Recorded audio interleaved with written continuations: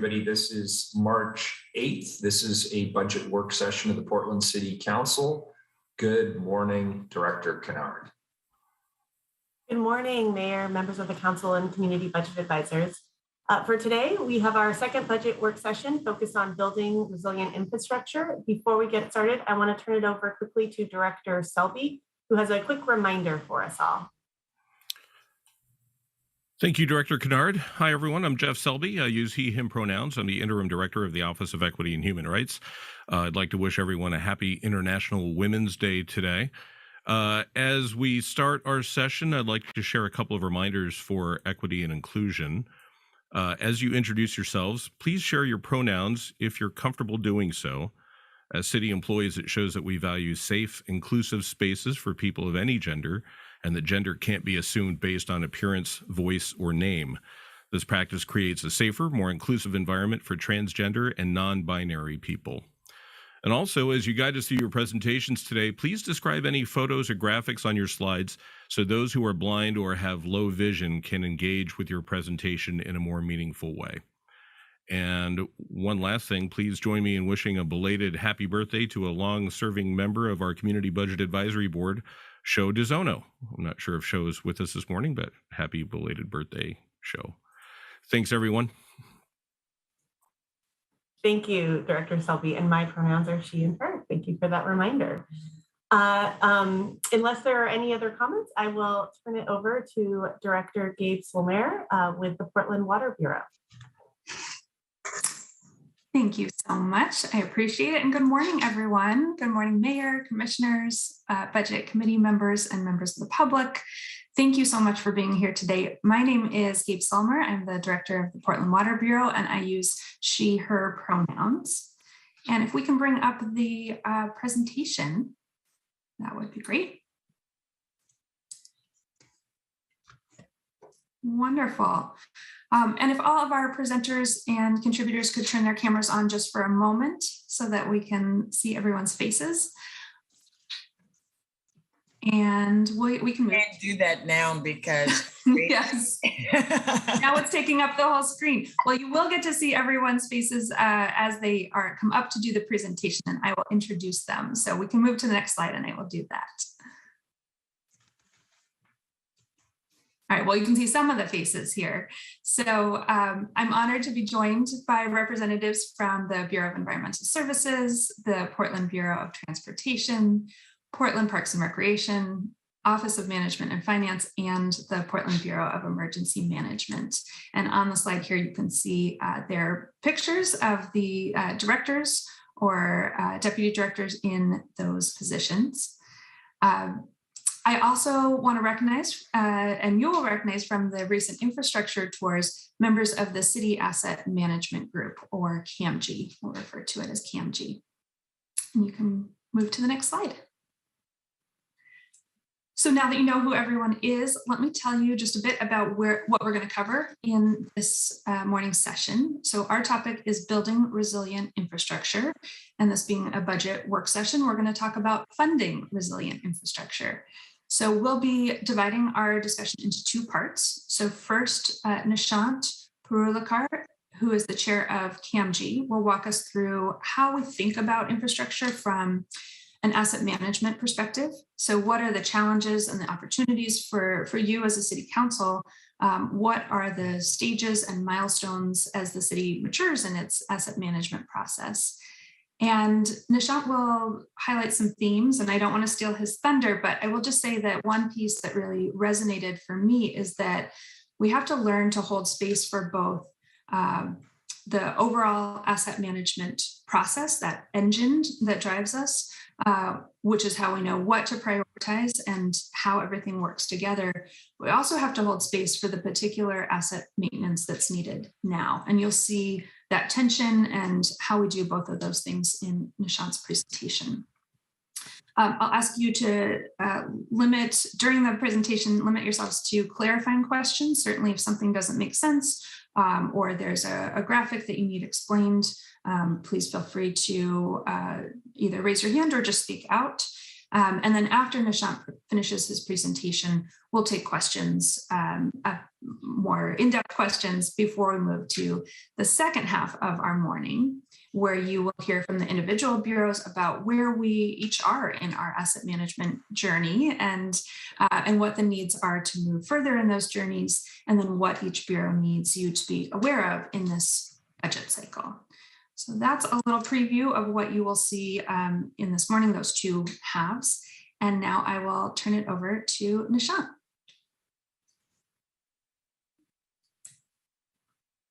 Great. Thank you so much. Good morning, everyone. My name is Nishant Purulakar. I use he, him pronouns. I'm a civil environmental engineer at Environmental Services, and I lead our resilience team supporting seismic and climate resilience efforts at our bureau. And this year, I also have the privilege of being the chair of the citywide asset managers group, CAMG. And as far as council work sessions go, this is my first time presenting, so thank you for having me here. I wanted to begin by noting that at the end of 2021, CAMG had an opportunity to engage with a number of council members and staff on our current infrastructure management practices and how our respective strengths and weaknesses in asset management are impacting social and economic outcomes in our city. One of the key parts of that discussion was connecting how asset management plays a role in providing necessary information to decision makers so they can make the best decision given the limited resources available. We also talked about how asset management is key to equitable, resilient service delivery. So my part of this presentation is partially a continuation of those discussions. Next slide, please.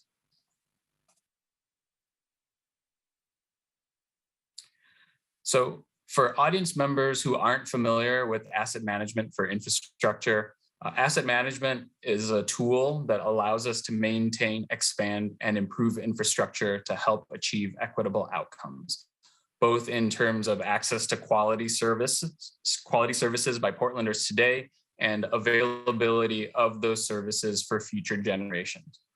Part of asset management's goal is to give us the right information to make the right decision at the right time. Asset management is not, it's not a single plan. It's not about just condition assessment and replacing assets. Asset management, it's a forward-looking practice of continual process improvement, and it is about making good and informed decisions. And it's about taking action to make our communities more resilient. Next slide, please. So I want to take a moment to talk about what we mean by resilient infrastructure and how it builds a resilient city. So infrastructure is there to serve communities and help support community resilience. Resilient infrastructure needs to be equitable, reliable, and affordable. And examples of what I mean by equitable include that services need to be distributed equitably in communities. Infrastructure should support inclusive growth so that economic opportunity is distributed fairly across communities, and that infrastructure addresses past harms of how planning and infrastructure decisions of the past have left us with inequitable and unjust systems today. A resilient infrastructure also has to be reliable. It needs to meet community needs on a daily basis, and then it needs to be able to meet core needs in times of disaster response and recovery. And it should help communities become resilient to climate, seismic, and other types of hazards. And then finally, resilient infrastructure should be affordable. It needs to be fair to current and future residents. So this links to intergenerational equity, and it has to be able to meet community needs cost effectively. I want to take a moment to talk about this map on the left. This is a map of the Portland area. It's a heat map reflecting the afternoon temperature disparities across Portland during one of the recent extreme heat events. So here, the blue colors represent areas measuring around 77 degrees Fahrenheit in the afternoon, and reds represent areas measuring around 95 degrees Fahrenheit. So this map is showing us that temperatures varied by almost as much as 20 degrees between neighborhoods that are less than a mile apart. So I know that council in the audience is no stranger to this story, but I think it speaks well to equitable, reliable, and affordable infrastructure. We know that urban heat island risk is higher in certain parts of the city, We know where tree assets are concentrated and where they are scarce.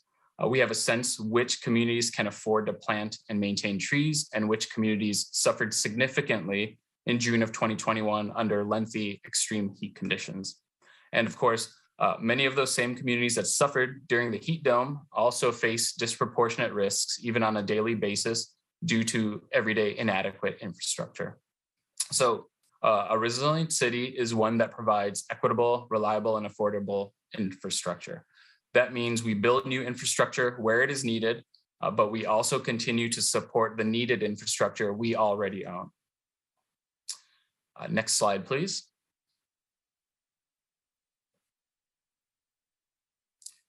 So how does asset management really connect to resilient infrastructure and building more resilient communities?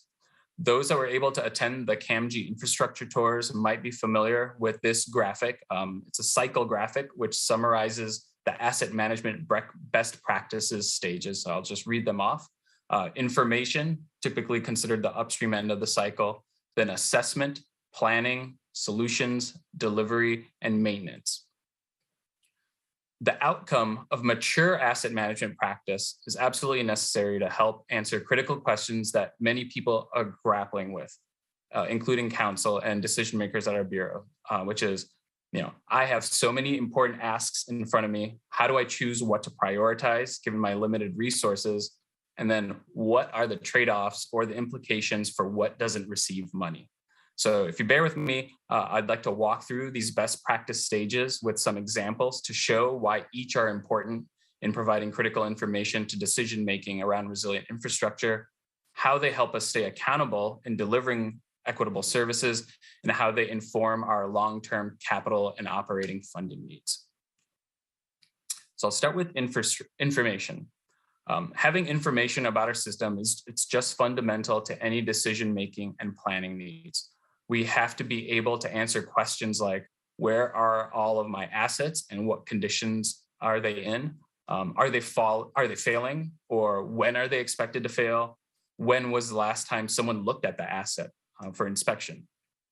That information can also inform other questions such as who has been underserved and for how long, which services are most important to a community, and when might those services fail.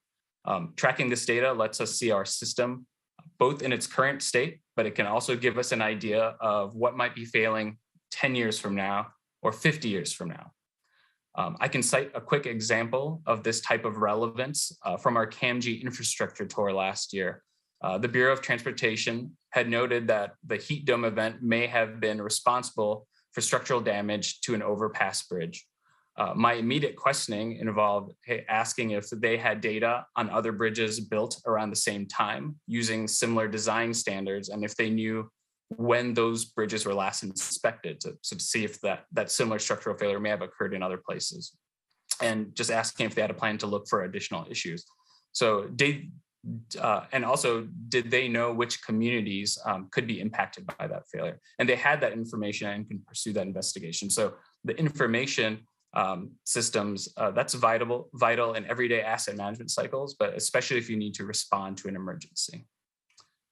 Now for the— Can I stop you? I'm sorry, are we allowed to stop and ask questions, or are we supposed to wait till the end? What is the protocol today? I'd say if it's a clarification, I'm happy to field that now. Otherwise, there's definitely a stage after the end of my part of the presentation where we'll take bigger bigger questions. Believe it or not, I am patient. I will wait. Thank you very much. Thank you. So now I'd like to speak a little bit about the assessment stage of this asset management cycle. So specifically, I'm talking about risk assessment. And just fair warning, I'm going briefly into some nerd territory here about what risk means. So please ride along if you can.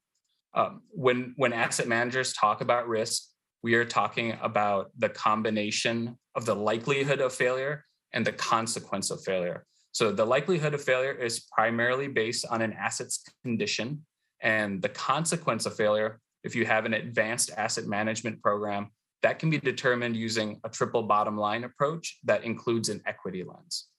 So if you look peer into that slice of the assessment graphic, you'll see a square going from green in the bottom left to the red color in the top right of that square. That bottom left green represents low failure probability and low consequence. And the top right, where it's red, that's high failure probability and high consequence. So asset managers, we're typically concerned about the high failure, high consequence issues. And so we need to address projects in that red zone typically. And this is kind of an important point here to keep in mind. Just because something is in poor condition, that doesn't mean we have to intervene right away or that it's urgent, especially if your challenge is to use limited funding in a prioritized manner. So for example, on a car, if you have a mud flap on your car and the brakes on your car, and they're both in really poor condition, the consequences of the brakes failing are much more severe than if your mud flap fails. So hopefully that gives you an idea of the difference between consequence and condition, likelihood of failure, importance. So with good information and asset management processes, we can develop risk profiles of our assets looking across the city, or structural failure risks where they concentrated. We have multiple risks in one area. Where my PBOT, water, environmental services, and OMF all have overlapping or concentrated high risks. And then, where would seismic risk in a sewer line potentially impact sanitation service at a police station or homeless shelter post-earthquake? So as bureaus mature and develop more comparable risk approaches, we can paint a picture of infrastructure risk that puts you all in a better position to make informed decisions. Now I want to talk about planning, the planning stage here.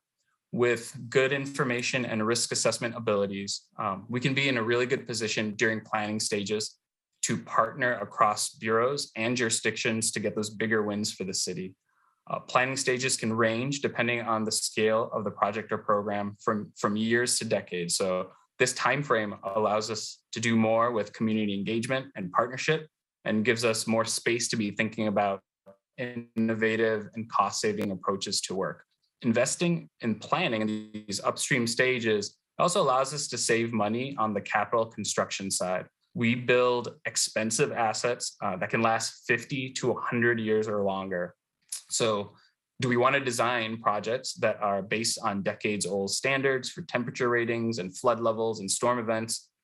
How relevant are our building codes to anticipated climate change and seismic impacts? Or do we want our resilient infrastructure to be adaptable and reliable through future generations? So planning gives us a space to provide our communities with more resilient infrastructure.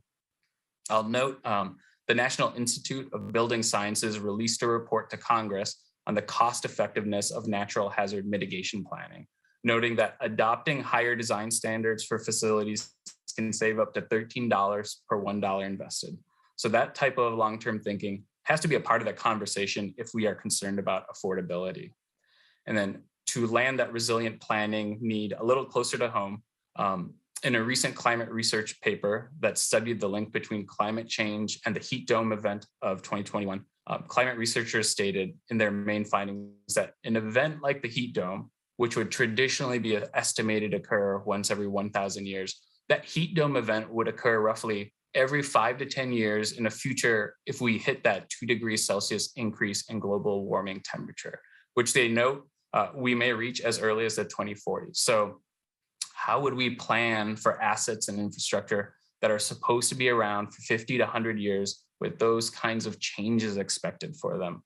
How would we plan for the O&M required to ensure green infrastructure is providing us some resilience during those heat events? How would we plan for the electrical and mechanical equipment needed to continue operating in extreme heat days when Portlanders need things to be working, and so forth. So mature planning capabilities and investing in these upstream portions of the asset management lifecycle that really puts us in a better position to make our funding dollars go farther and allows us to be proactive versus reactive. We all know reactive work is more expensive and it's more harmful to communities.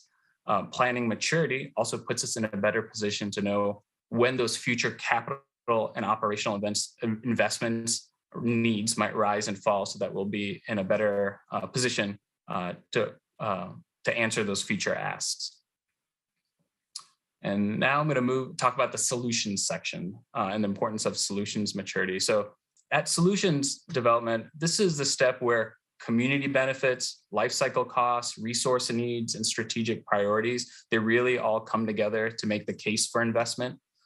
As noted in the slide, depending on the scope of work, that solution stage can range from a few years to 10 years or more. Solutions development, it gives us an opportunity to ensure the community gets lasting value for that investment. With mature solutions development, we would know about the resources needed to deliver on the right alternative, and we'd have dialed in life cycle costing, including the necessary maintenance costs needed to keep an asset healthy to provide that intergenerational service. We'll be in a better position to say whether or not we can build that new park or pool because we have the service need identified by the community, the capital funding, and the long-term O&M funding to maintain that facility for that historically underserved community. So that's some of the value of a mature solutions section. Now I want to talk about the maturity of delivery or implementation practices. So delivery, it can take multiple years, but this is where many of our social and economic goals start to materialize. With a healthy delivery practice, we can ensure that there are established governance mechanisms to monitor delivery. So this helps us track if we are delivering what we promised at the cost we cited and with the impacts we agreed upon with the community. It's also one example of a stage where we can hold ourselves accountable and measure how we are doing with what was promised. And this is also a place where small business contractors can participate in a project, grow their own skill sets, and get more experience working with the city and with our communities. And then finally, I'm going to speak about maintenance. And this last stage of the cycle, maintenance, many don't find as sexy as some of the other stages, but it plays a very important role in the overall cycle. First, from an affordability standpoint, proactive, preventative maintenance helps extend the life of an asset so we don't have to replace it as soon. So investing in the maturity of maintenance practices can save us money. But we also have to have methodologies for decision-making based on maintenance costs. You may recall from the story of the Columbia Park pool that the initial relatively minor roof repairs required years ago, they did not get funded, and those minor roof issues snowballed into much more significant structural safety issues, resulting in the pool having to be closed down. And then just because the site was shut down, that doesn't mean maintenance costs stop. There are still maintenance costs like security, HVAC, and equipment maintenance going on, even though the facility is closed. So accounting for maintenance and its funding is really important at all types of decision-making points, especially if you're getting to the point that too much maintenance is happening and you need to replace an asset. Maintenance also provides us a feedback loop to the other stages of the cycle to update asset information, to refresh risks, and to let us know if our asset condition is following our predictions. Maintenance feedback can also tell us if there are risks that we weren't expecting now impacting our asset. And then another value of investing in maintenance is that it also tells us when things are going right, and it can validate good decisions made in the past. And then finally, investing in maintenance capabilities, it can also help the city address some of its workforce inequity issues. O&M staff play such a huge role in keeping our daily services going, but even more so in those days of extreme events. It is often our maintenance and field staff that are called upon to respond to community when things break down in our system. In the heat dome event, streets were buckling, power lines were failing. We needed vehicles and equipment to be able to get in the field and respond to those community impacts. And as some of us heard in the Kirby facility tour, we had maintenance staff who were working in high temperature environments with inadequate ventilation to service the vehicles that many bureaus relied on to respond to community needs. So I think a similar story can be said for parks and their on-the-ground staff trying to adapt facilities for cooling shelters and warming shelters, or for COVID and wildfire smoke relief. So if we want our services to be resilient, the city itself has to be resilient. And a part of that is to support the maintenance staff by investing in the facilities and assets that they depend on. So Hopefully that gives you an idea of how healthy practices in the asset management stages can better inform how to prioritize investments given limited resources, how they play a role in delivering resilient infrastructure to our communities, and how they can give us a better picture of our capital and operational funding needs. And I commend you if you made it through the slide. That's the longest slide. They're all shorter after this. Next slide, please. So where are we with our assets? Across the city, we own a diverse set of assets ranging from telecom computers to community centers, fire trucks to the tram, water tanks to sewer tunnels, and seawall to Keller Auditorium.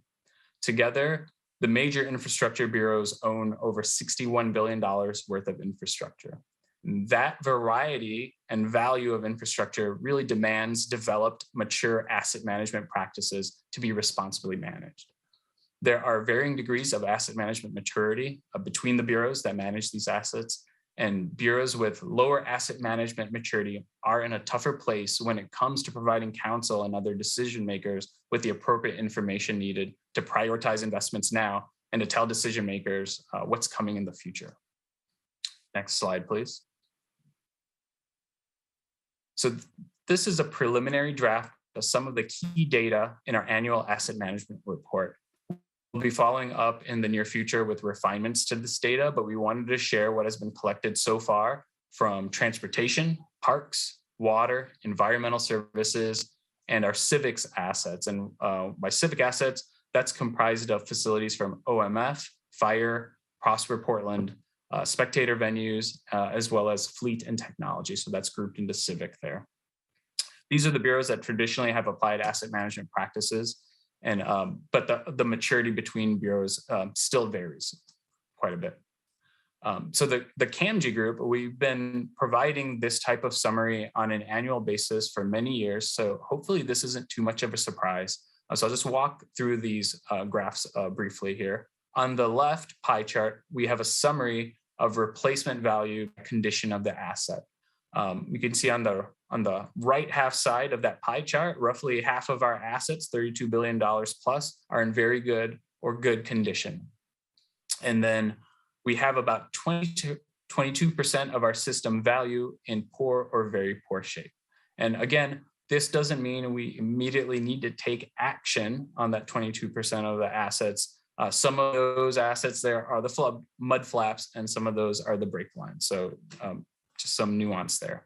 And then we have about 9% of our system that we don't have enough data on to tell you what kind of condition is. So that pie chart represents a combination of all the reporting from those bureaus. On the right side of that slide, we have an annual funding gap estimate. And if I may, I'd like to just draw your attention to the note at the bottom stating there is a wide range of confidence in these estimates, both by bureau and by asset class. So because we have differing asset management maturities, we have different information to work with, different accounting capability, and therefore different levels of confidence and uncertainty in these numbers. Some of these annual gap numbers, it could be higher depending on the methodology used. I'd also like to note that these are total annual gap numbers. They are not converted to funding gap as percentage of overall asset value. So PBOT shows a large gap there, but their asset base is also huge. So some context there has to be taken into account. And then also worthy of note, maintenance funding is needed for assets in good conditions, as well as bad. So it's not just that these gaps are representative of assets only in poor condition. You have to maintain good assets to keep them in good condition, as we've talked about.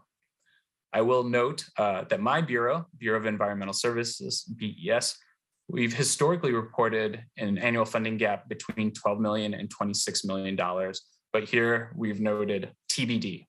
So Director Jordan may speak to this later in the presentation, but I'll just note that our Bureau recently invested in maturing our asset management program by creating an asset management program lead and transitioning to a portfolio management approach to capital and operational planning. So these changes that our Bureau took on, that meant we really started looking at our backlog and unidentified risks differently. But in the time constraints we worked in to pull together this data, we at BES didn't have good agreement on the methodology to estimate our annual gap. We do plan to have a more detailed update for the summary when we follow up with the more formal annual update. And I found that this annual gap estimation, there's a challenge of getting consistent and standardized methodology across all bureaus. And so when I reached out to other members of CAMG, we did find that there are different approaches to this, and we hope to get closer to the same approach when we do the formalized follow-up annual update. Can I ask a question on this? And this may not be the right time to ask this, and this is probably a question for Tom, but under city administrative rules, OMF is supposed to provide City Council with an annual report of assets and equipment, and that includes the information that you're saying we're going to get at some point. It's already required by administrative rules on an annual basis, and this council has not received it in quite some time. So what's going on there?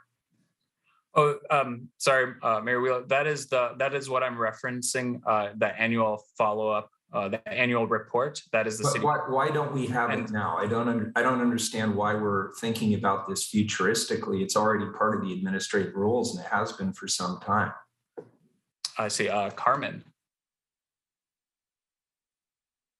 Carmen, you're muted, I think.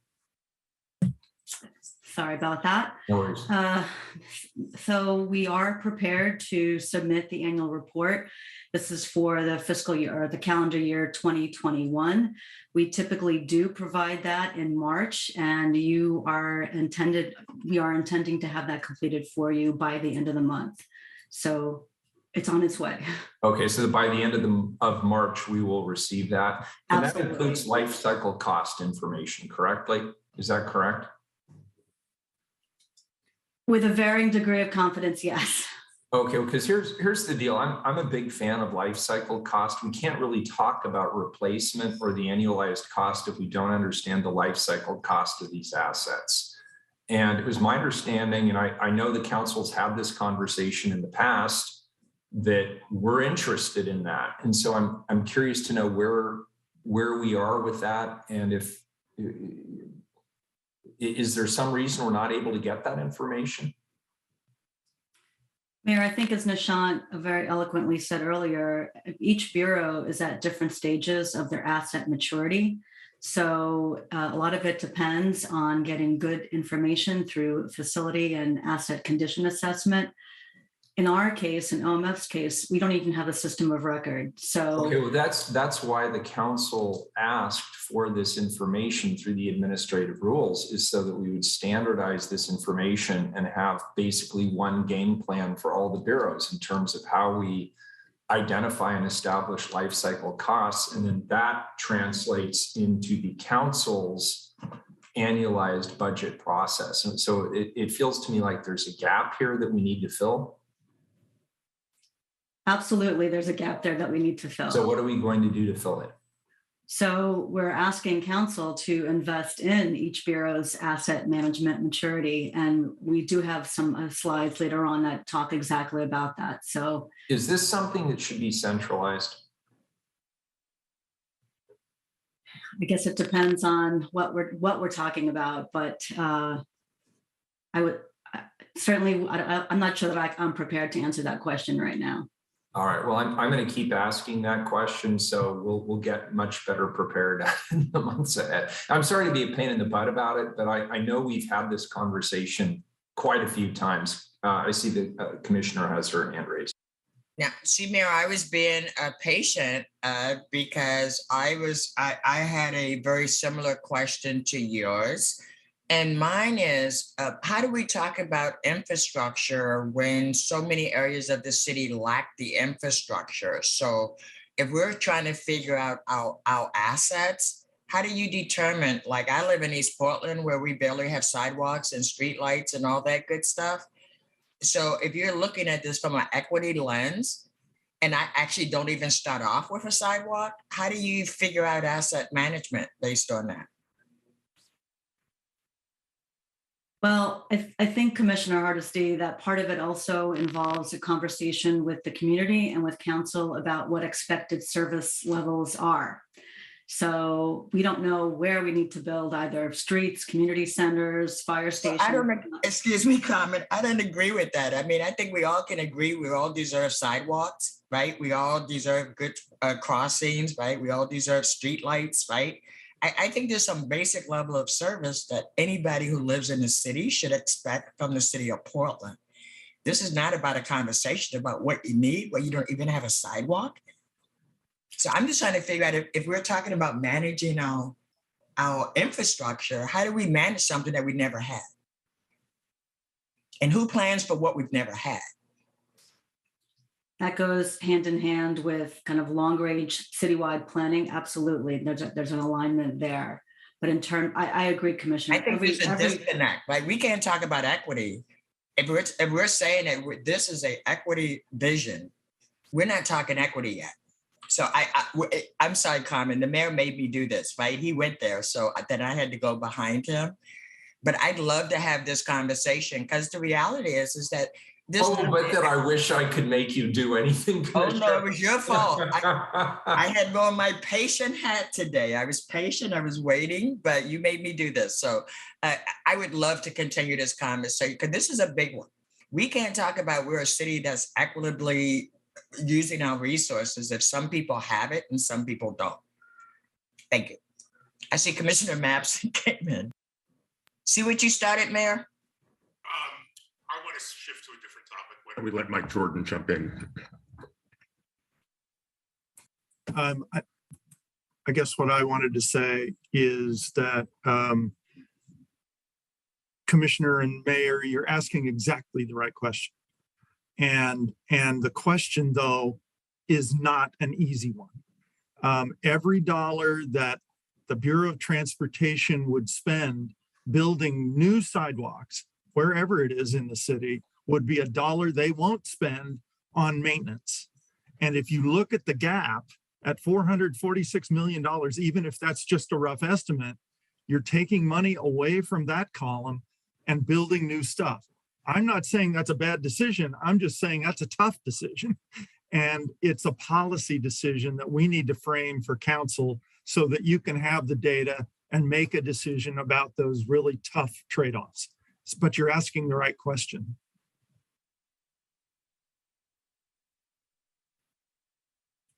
And if I could jump in, and this will build off, or at least touch on some issues that Director Jordan brought up. I have some questions about the slide on the right, and I'll have questions about PBOT, Civic, and Water. Why don't we start with PBOT? So this is the annual funding gap by Bureau. I'm looking at PBOT, which has $446 million a gap in maintenance, which is 82%, I think, of the proposed budget for this coming fiscal year. I find that overwhelming, and I'm wondering if someone can.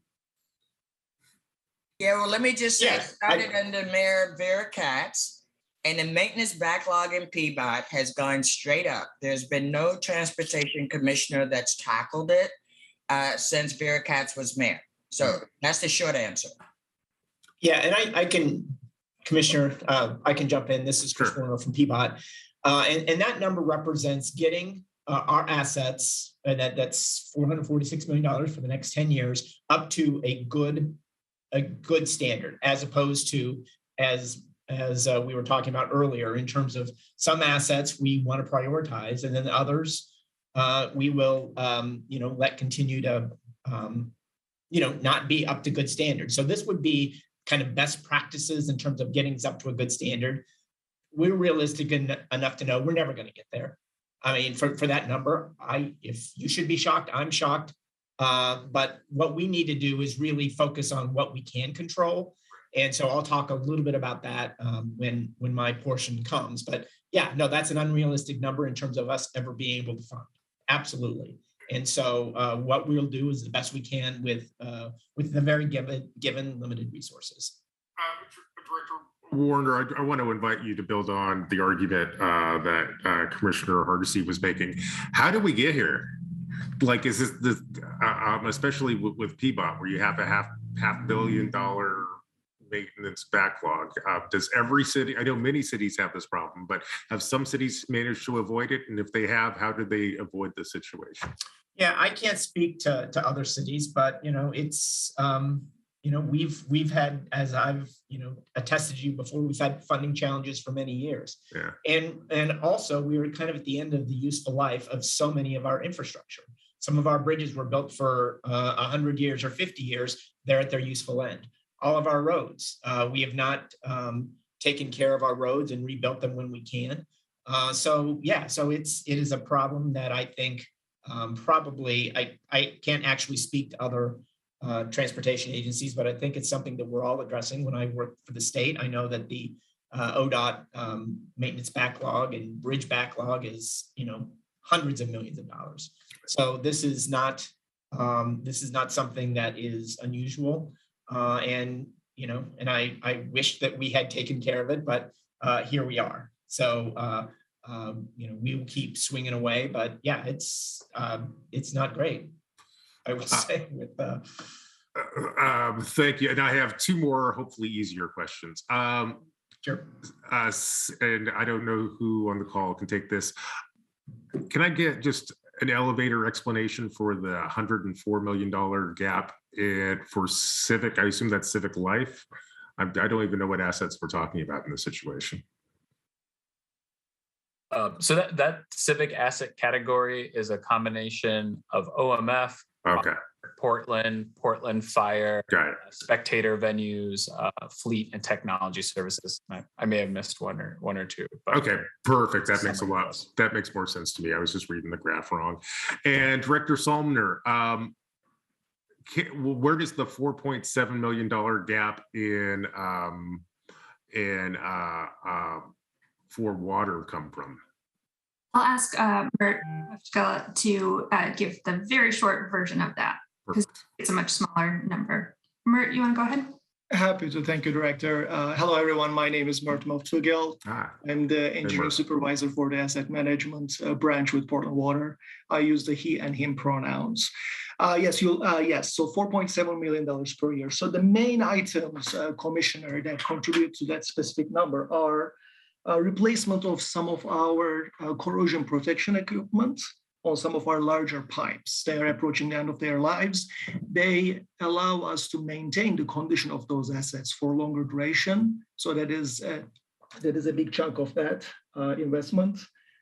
We do have, we do have a few cost allocation associated with pipe relocations as well there that contribute towards that, about a quarter of that. That accounts for if there is some construction projects from other bureaus, some directions that may result in us having to move our pipes. We generally need to allocate some funding for that. We have an allocation for basically accounting for that difference there as well. And lastly, another part of it is that we do have a certain number of water storage tanks in our systems, and we'd like to proceed with upgrading some of their isolation and flow control valves. So, I mean, according to our total replacement value, it's a relatively small portion of our assets. I hope that was helpful. It was. Thank you so much.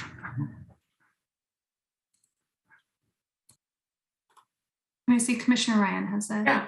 Good morning and good to see everyone. And I want to just acknowledge how the infrastructure tour that I did a couple of months ago was one of the better ways I've spent time since I've been on City Council. So it's good to be here this morning. I'm trying to connect the dots between the two visuals, and maybe I should stop trying to do that. But I understand the one on the left and the one on the right. My question is this all of it, or are we just focusing on the ones that are in poor, very poor shape? Or is it all of them? Or am I trying to do apples and oranges here and I should stop? It's probably the last thing. You get what I'm trying to ask now? Yeah, and so Commissioner Ryan, I think part of that answer depends on which bureau you're asking. And one of my next slide actually talks about why some of these amounts vary between bureaus and some of the challenges people have encountered because methodologies differ, Sure. practices differ, and the information you have at hand differs. But I see. Okay. My clarifying question then was to understand the two graphs. And I think my suggestion would be how helpful would have been if a bar would have had different colors in it. So the 4.6 million, there would be some that were in the very poor shade, the poor shade, the fair shade. Do you get what I'm saying? That would, I think, make it much easier for us to connect the dots between these two slides. Thanks.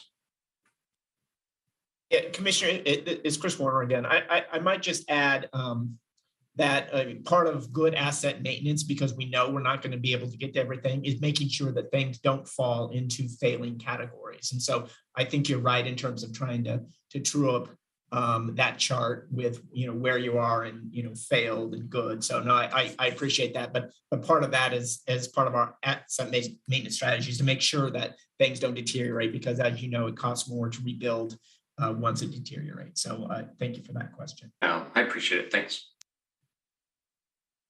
I'm curious, Director Warner. So when I looked at the chart on the left, I thought, I did not think that was an accurate chart, right? If I think about just PBOT, right? I suspect the colors would be a lot different. Am I accurate?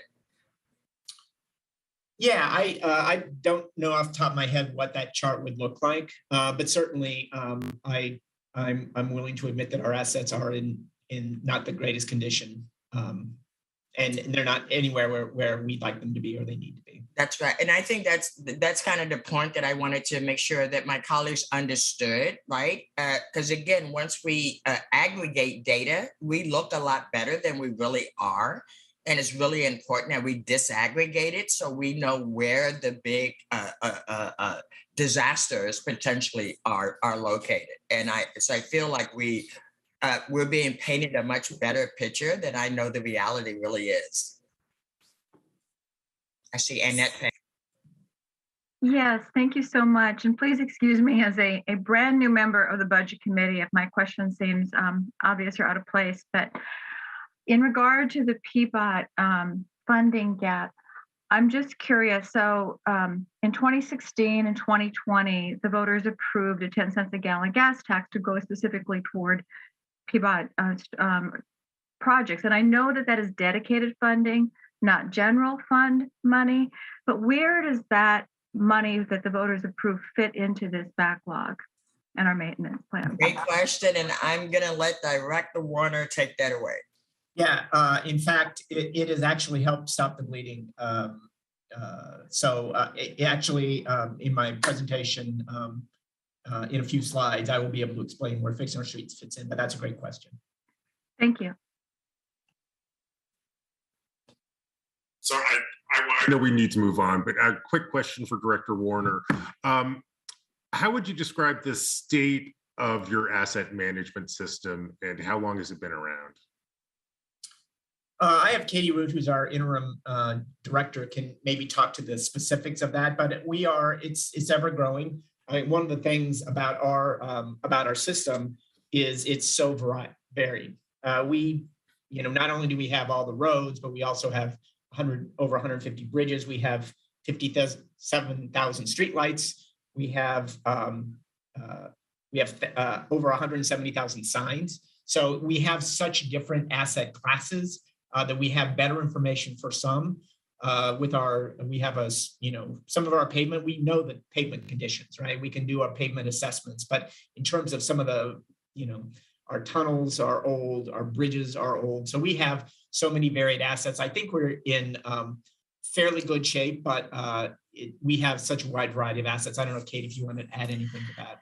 Yeah, I just wanted to also add that we have mature systems. I don't know exactly the date off the top of my head, but we do use ArcGIS as our asset inventory, and then have all of our work processed through Maximo.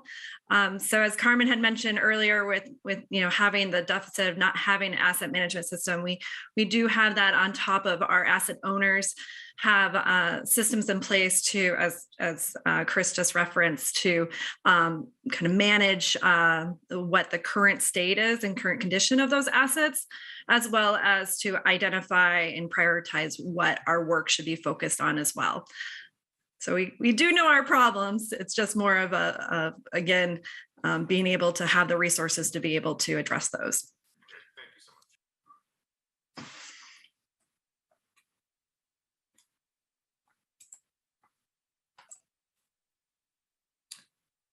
I'm not sure if any other hands are up, but this conversation is great and it actually lends itself really well to the next couple of slides. So there are no other questions. I can keep continuing. Okay. So if we can move on to the next slide, this actually addresses some of the questions that just got brought up in terms of why are we seeing those different amounts of the maintenance funding gap, and how might those actually change in the future based on historical reporting. So one reason that gap grows is that those assets age, and then their conditions get worse, and if we haven't addressed them, the cost to restore them grows. So as we already noted, the condition of capital assets, it really varies by bureau and by asset type. And then another reason that the funding gap can change each year relates back to that point that each bureau has a different level of asset maturity within that cycle we illustrated. So as bureaus improve their ability to collect information, to inspect, to standardize and refine their methodologies, the bureau may discover more risk in the system that they need to urgently address, or even without some of those other improvements, even just refreshing cost estimation methodologies with updated construction cost data, that can cause changes to the estimates. And it's been noted that Water Bureau environmental services are ratepayer funded, and so the bureaus have been able to invest more both in the asset management maturity, which allows us to be more proactive than reactive. And these two bureaus also have higher proportions of assets in very good or good condition, and a low proportion of assets in poor or very poor condition. So this is an effect both of the capital funding situation as well as investment in asset maturity within the bureaus. That said, Water and BES, they still have challenges in addressing the gap, some of which is related to organizational capacity and being able to fill vacancies that would help in closing that gap. And that brings us to that third section, the resources mix discussion. So a bureau's resource mix has a significant impact on its ability to address infrastructure repair and rehabilitation at that optimal point before failure. I noted the ratepayer status of Water and BES, and then as we just discussed, PBOT, with an asset base similar in replacement value to BES and Water, has more assets in poor and very poor condition, and that's primarily due to inadequate and declining general transportation revenues. Additionally, parks and those civic assets, while they have a smaller asset base, they're faced with similar lack of funding and have many assets in poor and very poor condition. So our planning group for this session, we've had many discussions on this issue of how bureaus are funded and what that means for investing in asset management maturity, and also having that money to address the deferred maintenance. So I think we have to acknowledge that there are characteristics of funding for the bureaus that matter, and it may allow a bureau to make their investments go further, or the funding type might put a bureau in a position of constantly reacting to increasing failure. So at a high level, and I think this will be part of follow-up conversations at another time, but we spoke about whether funding was, if it was predictable, if it was adequate, or if it was flexible. And so with predictable, we're talking about ratepayer funding. And if it's predictable, we may be in the position to issue bonds against that funding to kind of help manage that long-term affordability. But if funding is unpredictable, so in the case that we're depending on competitive one-time funding for resilient infrastructure, knowing there isn't a reliable source of long-term maintenance funding to take care of that infrastructure, we can see how that deferred maintenance amount adds up quickly. And then we also just talked about adequacy. So you may have a funding source, but based on what you actually need, that funding source may not be adequate to address the services you have to provide. And then we talked about the flexibility of your funding source. So is it discretionary versus non-discretionary? And what are the consequences, to what doesn't get funded based on what you can do with that money? So all these things come into play with regards to those deferred maintenance gap numbers. One thing I appreciate about the CAMG members that we really believe we're all in this together and genuinely want each bureau to be successful in addressing their funding gap. What's interesting is we've presented similar funding gap numbers in the past to council as part of that annual report. And I appreciate just hearing the statement from Commissioner Maps that this is overwhelming, because that is the sense we've gotten historically. This is overwhelming, and it leads to almost a sense of paralysis. But I also hope that what I've spoken to in this presentation demonstrates that we'd be in a better position to address those gaps by investing in mature asset management programs for all bureaus. And I think council knew this, that robust asset management was a path forward, because in September of 2021, council took a big step to improve asset management in the city. Could we go to the next slide? The council approved an asset management policy. And by recognizing the role of that asset management played in providing equitable service, resilient infrastructure, and better capital and operational financial planning, you all provided a way for CAMG to bring more bureaus to the asset management table, so that we can all improve our practice. So on this slide, I've highlighted some of the key principles stated in that policy that relate to today's session. Implementing the policy, it does put us in a better position to address the challenge of knowing what to fund, given all the important asks in front of you. It's kind of like in G.I. Joe said, knowing is half the battle. So asset management can give you that. G.I. Joe never told the kids like funding's the other half of the battle. And so that's another part of the story. But CAMG has been working to put together a work plan to start implementing the policy and continue engaging this council on our progress.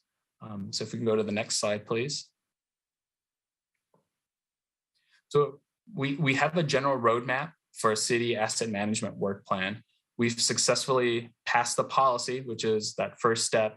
And then with the infrastructure tours of last year and some additional tours scheduled in the near future, we feel we've made good progress in engaging council on the role of asset management and the benefits of maturing its practice. So one of our next priorities is just enabling bureau maturity. We're planning to follow up with council in the fourth quarter to update you on our asset management maturity assessments. So this is like a report card for how bureaus are doing with respect to a number of competencies related to that asset management cycle. And then we also plan to conduct a financial assessment of the major infrastructure bureaus to illustrate the challenges and like the flexibility and limitations each bureau has in delivering on resilient infrastructure and its maintenance, given the funding situation each bureau has. And then we'll also include recommendations to council and leadership on how to continue supporting collaboration and coordination on asset management, which may include a preview to some strategic asks that would help continue implementing the asset management policy. And then, further down the road in the catch-up stage, that'll involve reassessing our priorities and bringing more bureaus to the table. Then at Keep Up, hopefully we'll have identified what resources are needed to sustain best practices in asset management across the city. And at Get Ahead, hopefully we're practicing advanced asset management, doing some great industry leading practices at that point. So just to wrap up my section, on behalf of CAMG, we appreciate your ongoing support to improve asset management for the city. We think robust asset management capabilities are critical for that delivery of affordable and equitable service, for the building of resilient infrastructure, and for the maintenance of that infrastructure. And then also that robust process puts us in a better position for long-term financial planning. And then this is my other pause point. So I'll take any questions now to field what we've been talking about. And then after that, I will pass it on to Director Solmer. Is there a timeline associated with this work plan? We hope to conduct the the asset management maturity assessment and that funding assessment by the end of this year and report back to you. And and will this be able to happen regardless of whether you get additional resources in this budget process? I believe. Is this relying? Yeah, probably not. Who should answer that question for me? Because again, it looks good, right? But are you telling me that next year I will know, or are you telling me that this is contingent on some action that must be taken? I believe if we have coordination with CBO, we could get a summary on that funding assessment, and we could have a certain level of asset maturity assessment to report back on just through the knowledge trust within the CAMG group. It may not be as official or standardized as what some industry practices typically do for maturity assessment, but we will be able to, I think, provide something to you. But I invite any CAMG members who may have some comment on that.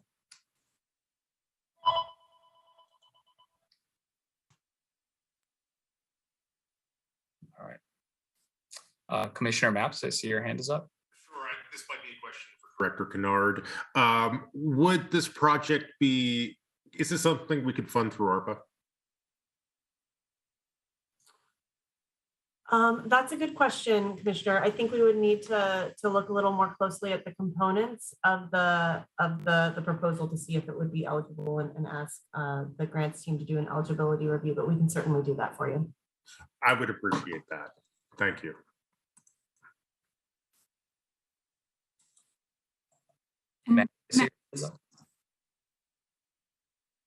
Hi, this is a good chance for me to test my audio as well.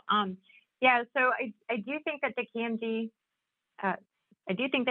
generally needs to have some additional support from a coordination resource, and so I know that Carmen Merlot has found ways to procure that support for us this year. With regard to the asset management maturity assessments, I do think Nishanta's right. Our collective brain trust, some basic methodologies that we have in place should allow us to be able to pinpoint what bureaus are struggling and what locations and what resources are needed. We're hoping to have that information to you by the end of Q3 or Q4. So obviously that's going to miss the budget cycle in terms of planning for organizational investment, but it will at least be a roadmap of what the different bureaus are needing to catch up and have the competencies required. With regard to the funding assessment, that's something that I know that the CAMG members indicated that they weren't exactly qualified to do. I think that's a combination of the CBO, the RFS, and then the financial experts within the infrastructure owning bureaus to come up with the assessment of the stability, sources, adequacy, flexibility of funding. So again, we're anticipating coming in probably about Q4 with that information so that you can have by at least the end of the year, a very collective current state summary of maybe why some of these things are happening in areas where we need to focus organizational resources and investment to help ensure that at the very least we have the competencies required to do the work. And then that will help us understand also the future capital needs. So Mary, I'm curious if there are bureaus who have maintenance needs, but have their own funding mechanism. There are bureaus that do not have their own funding mechanisms. And then there are buildings that we own, and I'm not quite sure how the partnership works because we don't actually run those buildings. And I'm thinking about the Schnitzer and, the stadium and some of the other things. Don't quite figure out why we pay maintenance on buildings we actually technically own, but we don't make money on. But that's another conversation. So I'm curious as to how you could create a plan knowing that funding comes from different mechanisms based on the bureau itself. So how would a city plan address this, say the severe needs that PBOT has as compared to like water, who has their own built-in funding mechanism? I don't know if I can field that on my own. That's probably city manager territory, which is honestly the puck to which I am skating. But I do think that the information is the first step.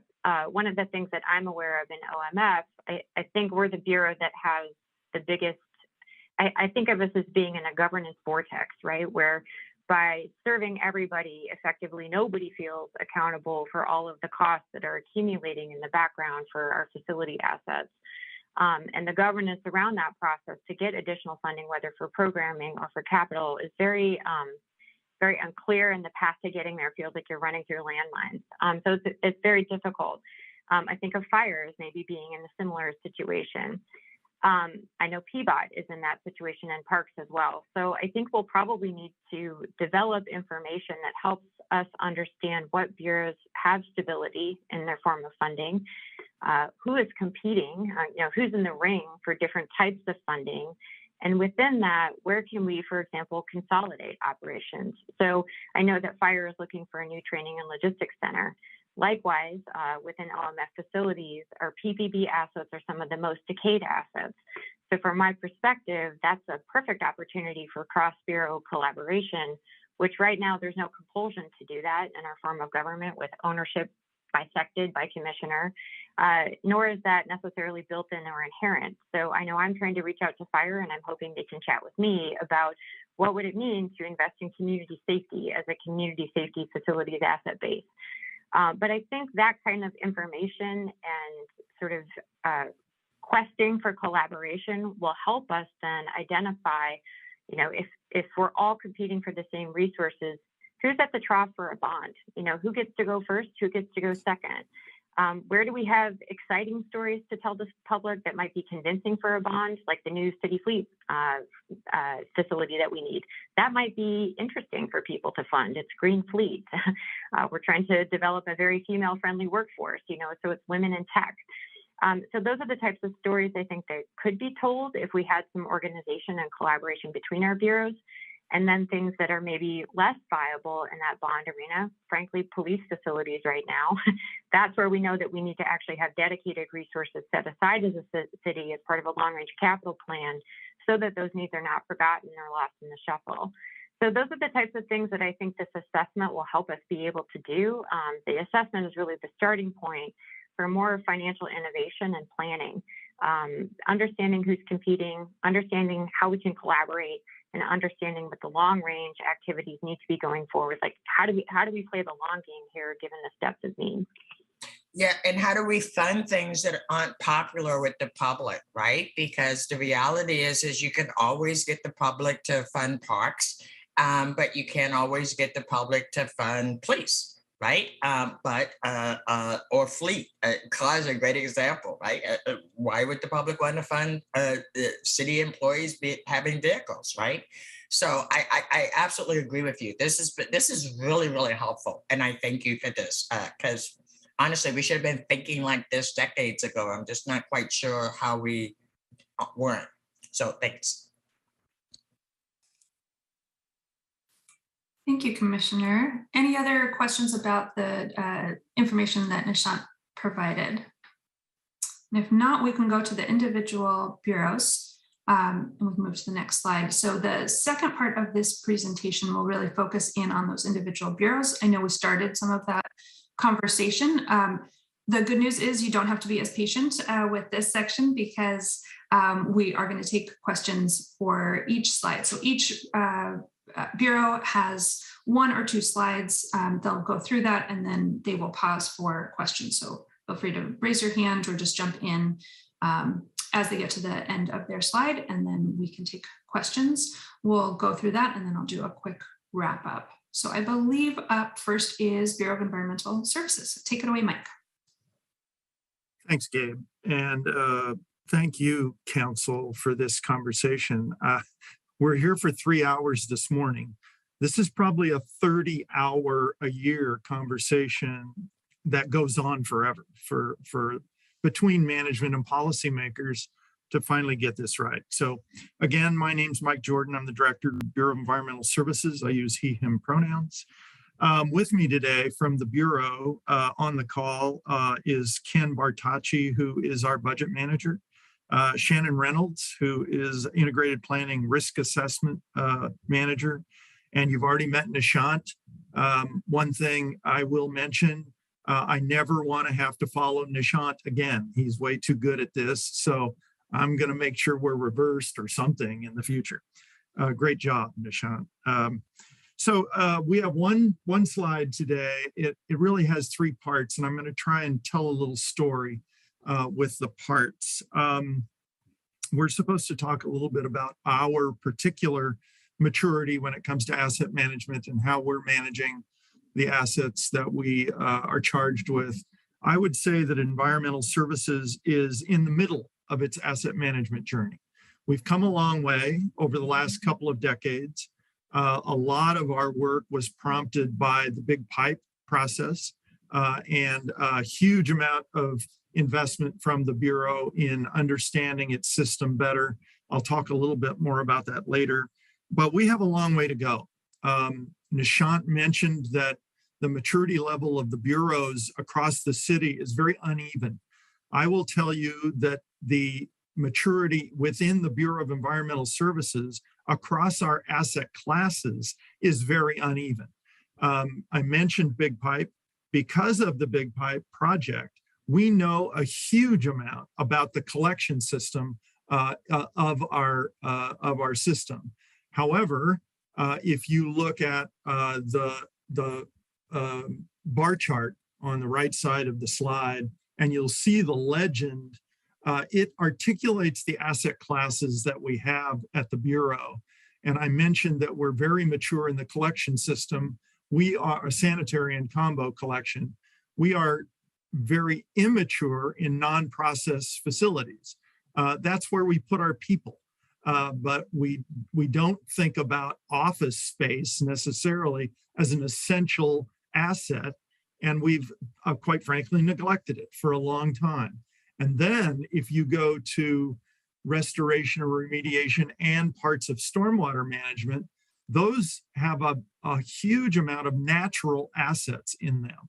Stream corridors, wetlands, drainage ways, and quite frankly, we're just beginning to make up the maturity and the regime for how we would do risk assessment and make decisions about those natural assets versus investments in the hard built assets that we know a lot more about. So we've got varying levels of maturity and lots of issues that we're working on. How we're trying to get at that is we're developing an asset management policy as we speak. We are also putting together a strategic asset management plan.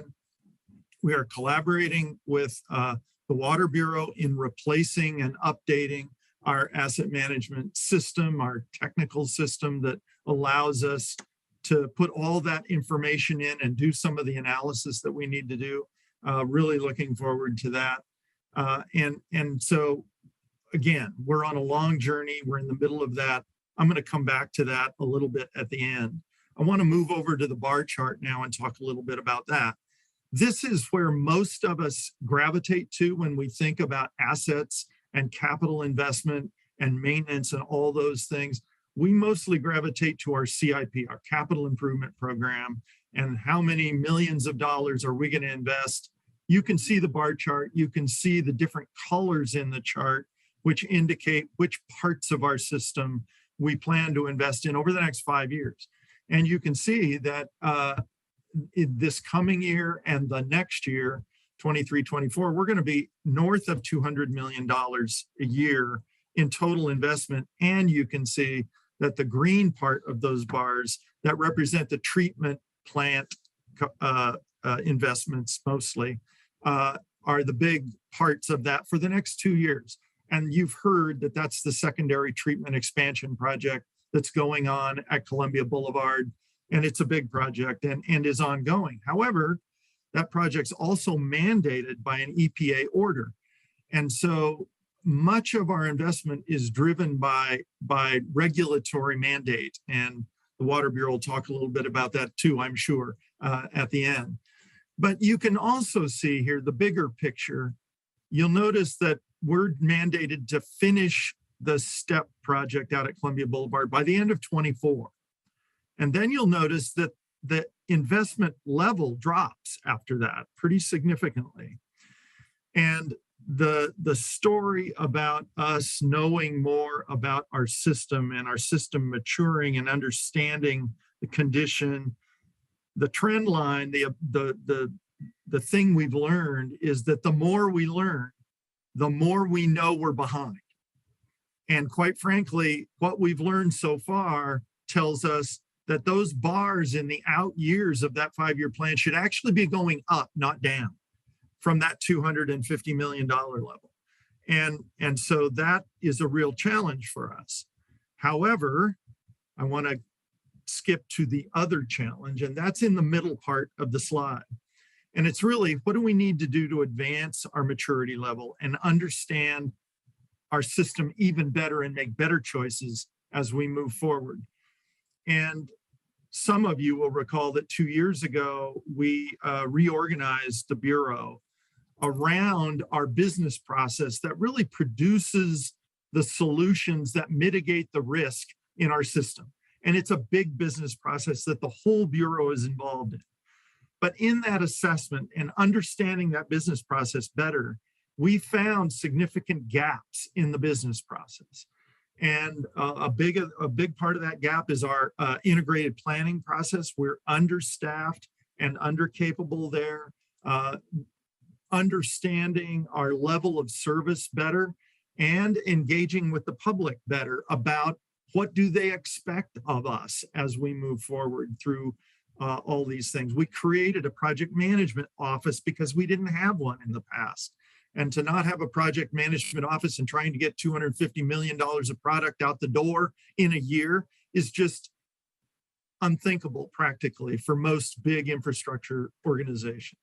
So we're making progress, but you will see, and the point of this is most of us gravitate to the bar chart and what that capital investment is.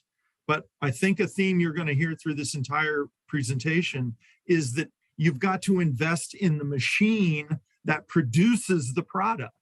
And I will say, I hope you all get very familiar with the graphic that's in the upper left-hand corner, because if we don't invest in every part of that graphic, and oh, by the way, those are operational investments that we can't issue debt for mostly, because so they hit us dollar for dollar in every annual budget. If we don't invest in those, we will never be able to get out the door the amount of product that we need to. You see that we're at 239 this coming year, 257 the next year. 6 years ago, we were at 100, and we were getting about 80 out the door.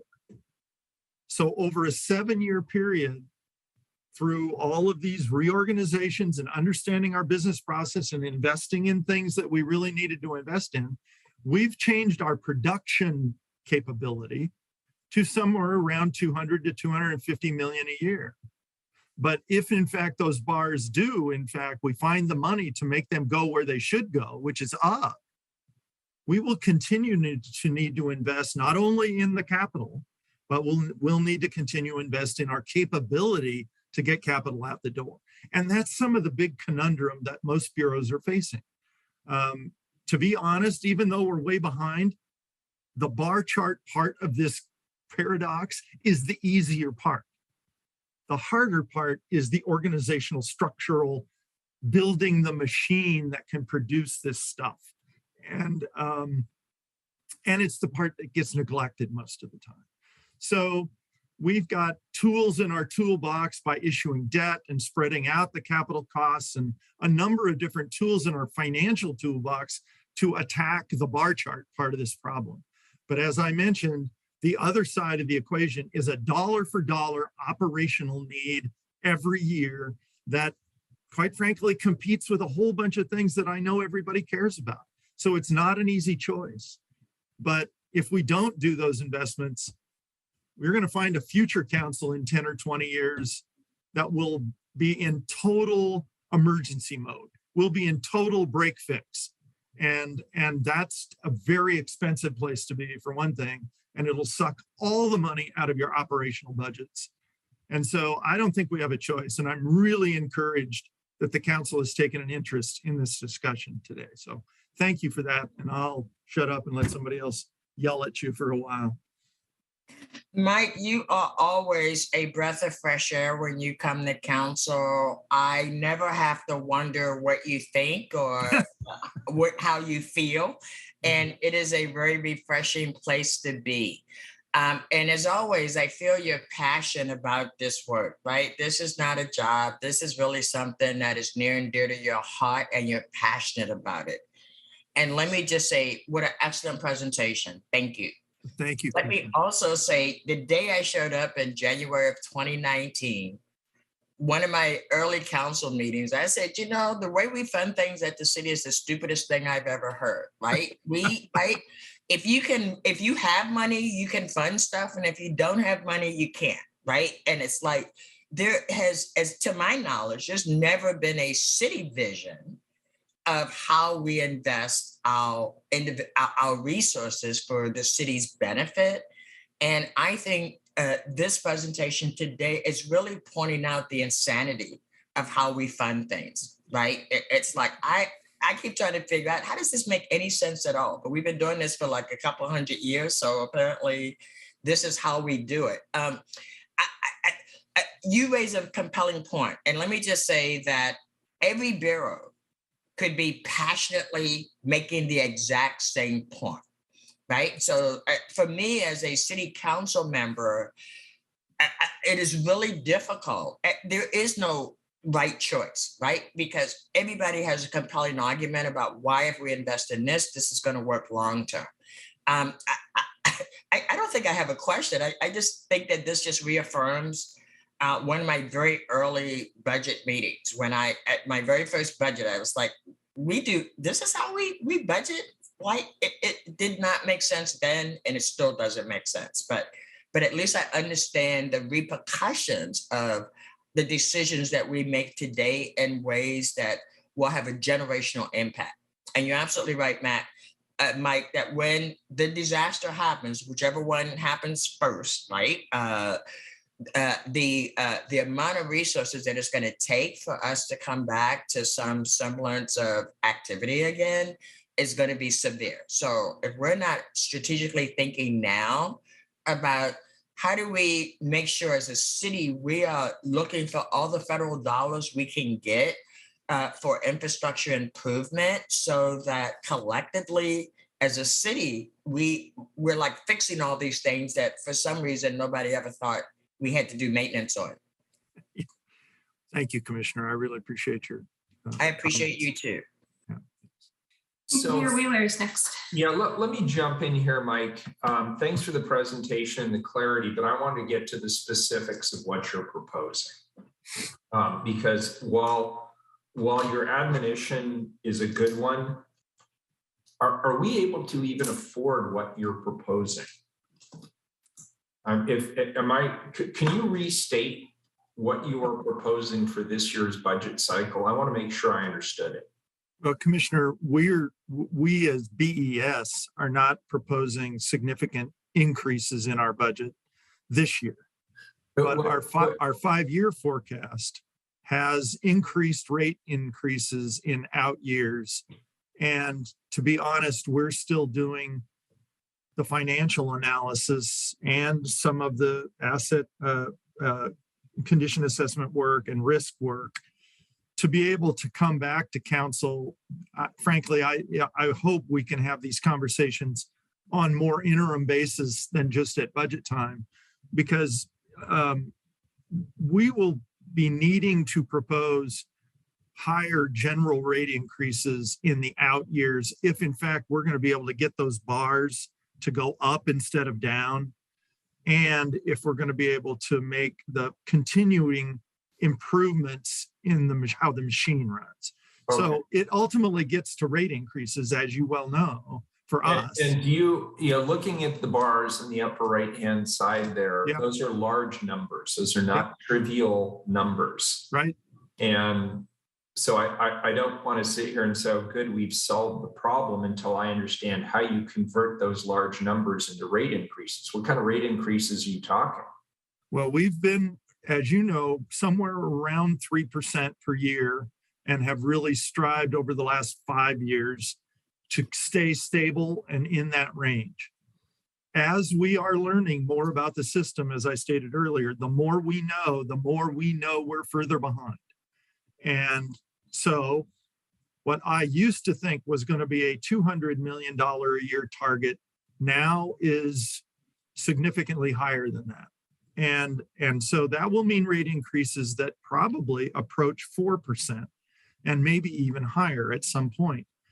What I think we will need to do, Mr. Mayor, and we don't have all the answers yet, but I think if we are going to be able to maintain rate increases at a level that can get this system to a more sustainable state, we will have to come up with ways to target a much broader swath of low-income households where rate increases like that are a true burden, and we need to figure out a way to alleviate that burden.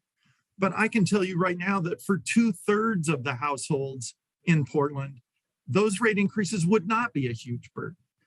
And I don't think it's appropriate. And again, this is a policy decision, not mine, but I don't know that it's appropriate to give rate relief to people who don't need it and let the system deteriorate.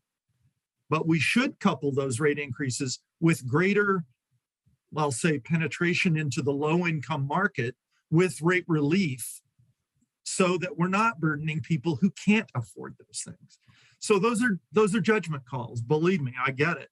And we need to give the council a lot more granular information about what they're getting for those higher rate increases and how we can address the affordability issue for the low-income households in Portland.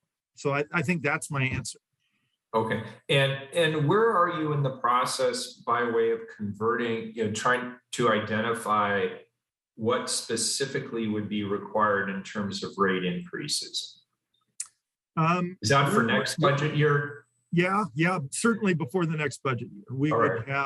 We would have better models to give you better, probably more like 10-year forecasts than 5, because we're in the 100-year business. We need to think a little more long-term. And if we're looking at, significant rate increases, we'll probably need to think about how do those get phased in over time, not just jump all at once. So, we can come though with a strategy of how to do that, but I do believe it needs to be coupled with a more robust program for low-income households. All right, good. I appreciate this. Good presentation, and thank you for answering my questions. Sure. I think Commissioner Ryan and then Commissioner Hardesty. Sure, thank you. Good morning, and thanks, Director Jordan. I wanted to have you give me a little bit more on your comment, building the machine to do this work. And the reason why it was so refreshing to hear you say that is because what I experienced on the infrastructure tour was a collective body giving me information. What I experienced with Nishant's presentation was a collective body giving me information about infrastructure. Now, it's great that we're pivoting to one bureau at a time to get more details, but I'm assuming perhaps this machine has something to do with this collective body. And so tell us more about what we need. And my experience with working with Commissioner Mapps on our broken down permitting system is how valuable it's been to have commissioners active with that collective body this past year. And so my hunch is that we're missing some sort of connect the dots between elected offices and that collective body. But I'm just now trying to pretend I'm answering the question I'm asking you to give me more of. So please enlighten us more on that statement. Well, two things, Commissioner. One, I think you've touched on, and I think it is becoming evident for everybody here. And I think we've experienced something in the process that you and Commissioner Mapps have been working on permitting, is that we need to get in much closer proximity to each other much more often in these kinds of conversations, because they're really complicated and they have ramifications that are extraordinary for the city. When you think about all the stuff that we own, that we're in charge of maintaining, that really are the things that contribute to the livability of this community, that we should be having this conversation, like I said, multiple times a year about at least framing really important questions. Now, to get to the machine, I think the CAMG group has done a great job of beginning to illuminate for council what it takes just on a day-to-day basis to manage all of this infrastructure. And I think the circular diagram tells a great story about the different component parts that need to get invested in that have to run every day. You know, the capital improvement program is a collection of projects, right? They come, they go, we do a lot of them one year, we don't do as many the next year, lots of complications there, but it's almost a particle-like thing that you deal with particle by particle. This circular process is the machine that produces those particles and does it in a way that you can make rational decisions about which particle to do today and which one to put off till next year or 5 years from now in a rational way. And it's all about assessing risk and impact of failure and dealing with that. I have my own particular wonderful nightmare about this. We have a 6-foot diameter brick tunnel that runs under I-5 at Corbett. It's 120 years old. You can push your finger through the mortar between the bricks. If it fails, we'll have a 25-foot sinkhole for 6 months in I-5. So that's my nightmare. Now, relax, we're addressing that this year, and we've got a project and we're working on it. But you know, those are the kinds of things that we have to work on. Yeah, we have to work on together, and we have to get in much closer proximity. And you guys, you and Commissioner Mapps have proven that we can make progress on something that seemed intractable if we get in each other's best pocket a little more often, you know, in a little more directed way.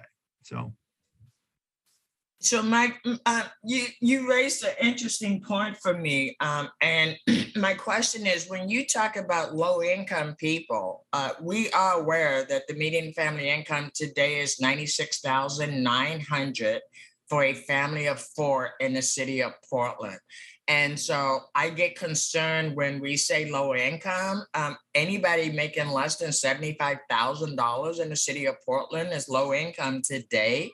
And so I don't want to leave the impression that somehow we are protecting our most vulnerable people. I am concerned about the ongoing rate increases because even poor people who live in apartments pay enormous amount of money for stuff that we're not even supposed to be paying for, but it's part of what we pay for rent.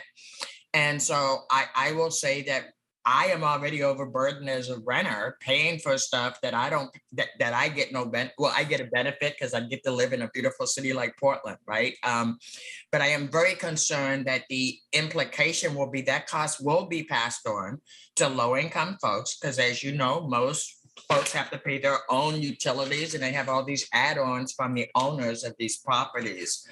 I don't see any way that low-income people won't be drastically impacted by a 3 or 4% rate increase. And so I just want you guys to go back and think about when we say low income today isn't what it was when I moved here 30 years ago, right? Low income today is like what, $65,000, $70,000. So I want to make sure that we're intentional about not overburdening folks who've already been pushed out to the edges of the city of Portland. Commissioner, I couldn't agree more. And I think we should be talking, and our current program targets median family income. So yeah, even as it escalates over time, our program broadens, you know, with that escalation. That's However, you mentioned a population of people that we have struggled with, at least as long as I've been here, and I think forever, and that is renters. We know that in that rent is embedded their utility charge, but we can't get to them because we don't send them a bill. And so we're looking at ways that we can broaden the population of households that we can get to, including those in rental units. And I think we have to, you know, we have to solve that barrier if we're truly going to be able to get to people who really need support in the community. I will make my own shameless pitch for the fact that, you know, we may have had a little hiccup because of COVID, but prior to COVID, Portland was a decade away from being Seattle and 2 decades away from being San Francisco. That's right. And we don't have just a utility affordability problem. We have a living affordability problem in this city. And I will tell you, the utilities are ready to come to the table and talk with the city about how we deal with that bigger challenge. Because I'm with you, in 20 years, most working people will be living in some other part of the metropolitan area, maybe even outside the urban growth boundary. That's right. So and putting a much bigger burden on Chris's poor transportation system. As we're trying to get people out of their automobiles, we have made the city of Portland unaffordable. Right.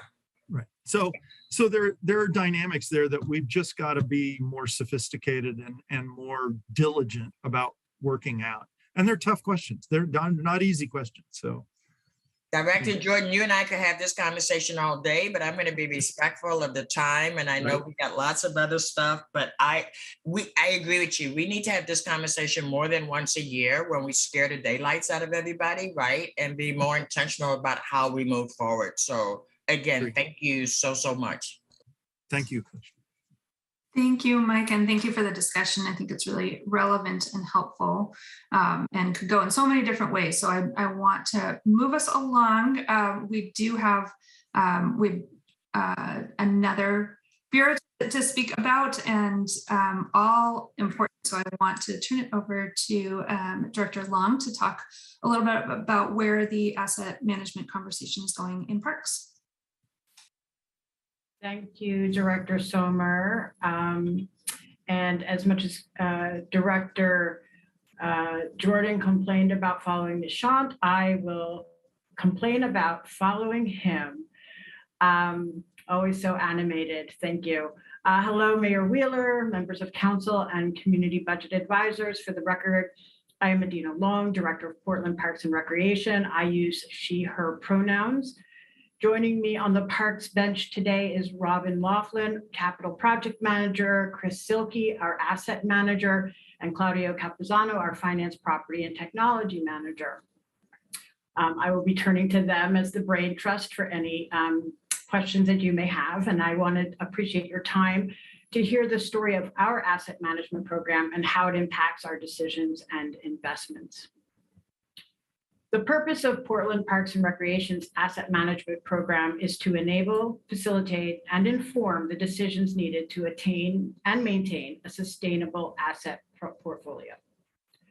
Over the last decade, our asset management program has grown from a handful of ad hoc policies to become an integral part of delivering the Bureau's mission in Portland's parks, trails, community centers, and natural areas. Portland Parks and Recreation's asset management program touches many areas of our operation with 5 focus areas that intersect all programs and divisions, including sustainable service levels, investment decision support, asset lifecycle management, information management, and culture and communications. Our asset management program maturity would be considered a young, ambitious program that is between basic and advanced in maturity. Portland Parks and Recreation's past capital funding strategies that addressed asset lifecycle management have relied on general obligation bond dollars for addressing our larger major maintenance needs and general fund dollars to support our ongoing major maintenance needs. Of the annual general fund dollars, $1 million each year is dedicated to removing barriers to access that are noted in our ADA transition plan. The remaining funds are allocated to critical major maintenance needs with a focus on projects that serve portions of our community that have in the past been traditionally underserved. Our asset management program helps to ensure that general fund dollars are invested well. However, the Bureau still faces a $500 million backlog of unmet needs. To move the needle on this gap, Portland Parks and Recreation is developing new operational and funding strategies through our Healthy Parks, Healthy Portland, and Sustainable Future initiatives. The benefits of this work will be wide-ranging across the Bureau. The iterative nature of this work is founded in racial equity, care, sustainability, and safety, many foundational tenets that overlap with a mature asset management program. Also supporting our maintenance needs, the parks local option levy, generously passed by voters in 2020, will raise approximately $48 million each year for 5 years, starting this past fall of 2021. This funding will provide crucial operating funding for the park system and for programs that provide recreation services. It will also help conserve parks, nature, and clean water. These funds will all allow our teams to add staffing and increase operating maintenance levels, allowing us to bolster this element of the asset management lifecycle. Further, if approved in the fiscal year 22-23 budget, $98,000 of this funding will be used to support the Sustainable Future Program Administration, advancing strategic work to address ongoing financial needs, including funding to maintain assets. Portland Parks and Recreation's asset management program strives for continual growth and increasing maturity. Over the last 10 years, we've been assessing park playgrounds, pathways, and trail bridges to begin to clarify the health of our asset portfolio. This work has informed our project selection process and helps us to mitigate risk. Many assets, however, remain unassessed, leaving us blind to potential needs. To advance the maturity of our asset management program, Portland Parks and Recreation will need enhanced natural area data, such as acreages and condition by ecosystem type. This type of information will allow us to strategically anticipate needs and take care of our most at-risk assets in these areas. It's important to note that the Parks Levy has enabled us to fund an environmental technician to begin to collect this data systematically. In order to prevent further service level loss and to begin to meet service level goals, Portland Parks and Recreation will need increased funding beyond the current levels to support capital renovation investments that take care of what we already have. We know that 42% of our assets are in poor or very poor condition. We also know that general funds are limited, and we must make careful decisions in what projects to move forward. In making those decisions, our asset management program informs our project selection, beginning with the foundation of asset inventory and assessment. Cross-bureau vetting, project scoring, and project ranking further inform the project list that advances to the budget process. Like other bureaus, Portland Parks and Recreation scoring criteria methodology is based on an asset's condition and the risk of failure, consequence of failure of that asset. The scoring also considers project equity scores, which include the diversity of the service area, the number of children and youth served, and the percentages of households below the poverty line. The 3 general fund requests we have of council are a product of this very careful consideration. First, the Pier Park ADA improvements request is for $5 million in capital set aside one-time funds to make whole park ADA improvements that will remove over 120 access barriers noted in our transition plan. Second, the energy savings performance contract requests $2.5 million in capital set aside one-time funds to improve system efficiency and upgrade infrastructure, reducing bureau utilities costs and time spent at the sites of otherwise failing systems. This work also advances the city's climate action goals. Third, we will be requesting ongoing $500,000 in capital set aside funds to bring Portland Parks and Recreation's major maintenance allocation to $5.1 million. This funding will allow the Bureau to take steps in proactively meeting needs identified in our asset management work, and will begin to address a portion of the $500 million backlog of maintenance needs. And finally, we also consider green infrastructure, such as the tree canopy, as assets that require active management, including preservation, maintenance, and growth. As such, the Bureau's fiscal year 22-23 budget also asks for $2.9 million in American Rescue Plan Fund that will enable us to plant 6,000 new trees in neighborhoods where they are needed most, including the Lentz, Palhurst Gilbert, Hazelwood, Cully, Lloyd District, St. John's, and Old Town neighborhoods.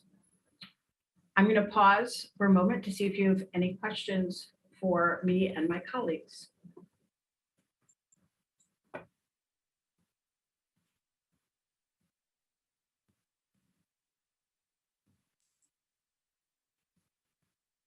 I don't see any hands raised. Anything else that folks would like to talk about with parks?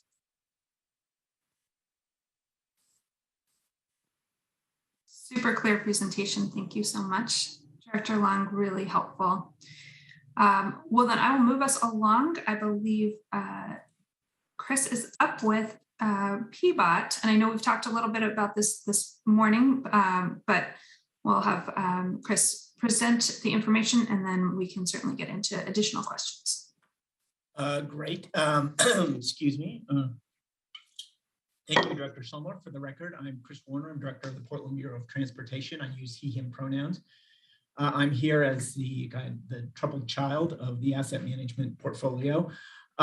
So you've heard a lot about PBOT has significant maintenance deficit of our $19 billion asset inventory, which all Portlanders use every day. On land, we have 4,800 miles of lane miles of streets, over 27,000 corner ramps. On water, we support the harbor wall and the Duckworth dock. And even in the air, we have maintenance over the city's public heliport and also the aerial tram. So the good news is a majority of our assets are still functioning, and our maintenance is focused on keeping those assets in functioning condition. But obviously, $450 million isn't going to materialize tomorrow. Knowing this, we are doing our best with what we have available today to address some of our biggest needs. For example, as Annette mentioned earlier, the Fixing Our Streets program helps us maintain our pavement, which not only is our largest asset class, but also our largest maintenance deficit. In the current set of projects, we have over $25 million allocated to keep the streets in good condition, and $13 million for regrading gravel streets, addressing potholes, and addressing base repairs. Since this program began, our overall pavement condition has stabilized, and we are no longer seeing the overall degradation trend that we've seen in previous years. So thank you for the voters of Portland for giving us Fixing Our Streets. We also have our ADA ramp improvement efforts, which we thank Council for continuing to approve funding for. This goes directly to help PBOT maintain the mandate that we have to build over 1,500 ramps a year. So we're thankful for all the assistance we get there. And we also target our asset replacement as part of our major capital projects, such as the Central City in Motion, Capitol Highway, and Outer Division. These are all asset replacements that include paving, and that's been all part of their scope. The other key for us is staying on top of each asset's condition, which happen as part of our annual asset report. The report helps us inform our general maintenance plan for each asset, given its age, risk, and condition. This keeps us from having the failing assets, keep failing assets that are in good condition to go even further down. So we continue to secure additional funding to make sure that we help those assets. What I'd like to highlight today, for example, is our bridge and structures asset class. We have over 155 bridges, and those are a highly prioritized assets, as it is essential to keep those bridges in a state of good repair to withstand seismic events and other calamities that may befall us. As part of our management in 2020, we completed an extensive review of our bridges, taking into account their current state and failure of risk. From that review, we developed a replacement strategy for the highest at-risk bridges. And additionally, we annually create a prioritized list of inspections and routine maintenance for each bridge. Last but certainly not least, PBOT is fortunate to have a team of experts who oversee the maintenance of our assets and respond to emergencies. Our structures maintenance team provide a great example of the difficulty of balancing routine maintenance with emergency response. In just the last 3 years, we've responded to many emergencies, including the Going Street Bridge damage, the recent failure of the 33rd Avenue Bridge, and multiple landslides after extreme weather events. Of course, we still have work to do, and we're focused on a number of things. First is getting dedicated resources to address our prioritized backlog, as well as meet the demand of our ever-growing asset inventory. Additionally, we will continue to replace as many end-of-life assets as we can. That would be available within our capital projects portfolio budget. And as we acknowledged in our presentation to you last month, PBOT has a funding challenge. While City Council's approval helped us with the initial push, we still need to continue to look for other revenue that is dedicated to funding our largest asset maintenance needs. This year, our capital set-aside requests exemplify how many of these challenges we face in our attempts to catch up with our maintenance gap. For instance, you can see the list, filling in the inflationary gap on the 42nd Avenue Bridge replacement, leveraging capital projects to replace end of life for our signals, meeting ADA compliance for accessible corners, audible pedestrian signals, and removing trip hazards on PBOT-owned sidewalks. We're also looking at the installation of a permanent wall structure to stop further erosion from a landslide. And we're looking for reconstruction dollars for a failing stretch of pavement on Division that is in between two recently completed capital projects. Besides this request, we have other pressing needs. For example, we need to relocate our maintenance operations headquarters as the facilities buildings would collapse during a seismic event, as well as we would lose most of our essential equipment since it's under the ramps of the Fremont Bridge. Since our maintenance team are part of the city's disaster response, this is a huge risk that we need to address. So in closing, and I look forward to having a discussion with council, we acknowledge that these current efforts are really just a drop in the bucket, and we need to do much more to move the needle on our $4 billion maintenance gap. We take this deficit very seriously, and as you've heard from us talking about a revenue discussion, we are focused on trying to figure out ways to mature our asset management program, including identifying revenue options that can provide us with a dedicated source of maintenance dollars. So I'd love to continue the discussion we had earlier and answer any questions. I also want to recognize Katie Root, who is our interim asset manager, and she's here to help me with any technical questions you may have. So I think Commissioner Maps' hand is up. Thank you, Director Warner. I noticed that the CBO did not endorse your request for landslide abatement and the Division Road reconstruction. Do you want to take a moment to make a pitch for those projects? Absolutely. Certainly, I guess this is my opportunity. The landslide abatement is one of those things where you pay me now or pay later. This is, I think it's on Southwest College Place. It's been a kind of a troubled spot that with all of the rain and other environmental factors, it's just become a problem. So what we're trying to do is just be more proactive in terms of doing that. The Division Road reconstruction project, one of the reasons that is one that we are very focused on, as I said in my presentation, it is actually between two finished capital projects. So if you've ever driven the stretch around 205, around 92nd, that pavement is in pretty tough condition. And given that we're about to have a new BRT project on that corridor, and that we've done work on our outer division project and part of the stuff on the inner division, we would like some funding in order to kind of close the gap to make Division the street that really does serve East Portland. And Jessica, I'll leave it to you to talk about other things.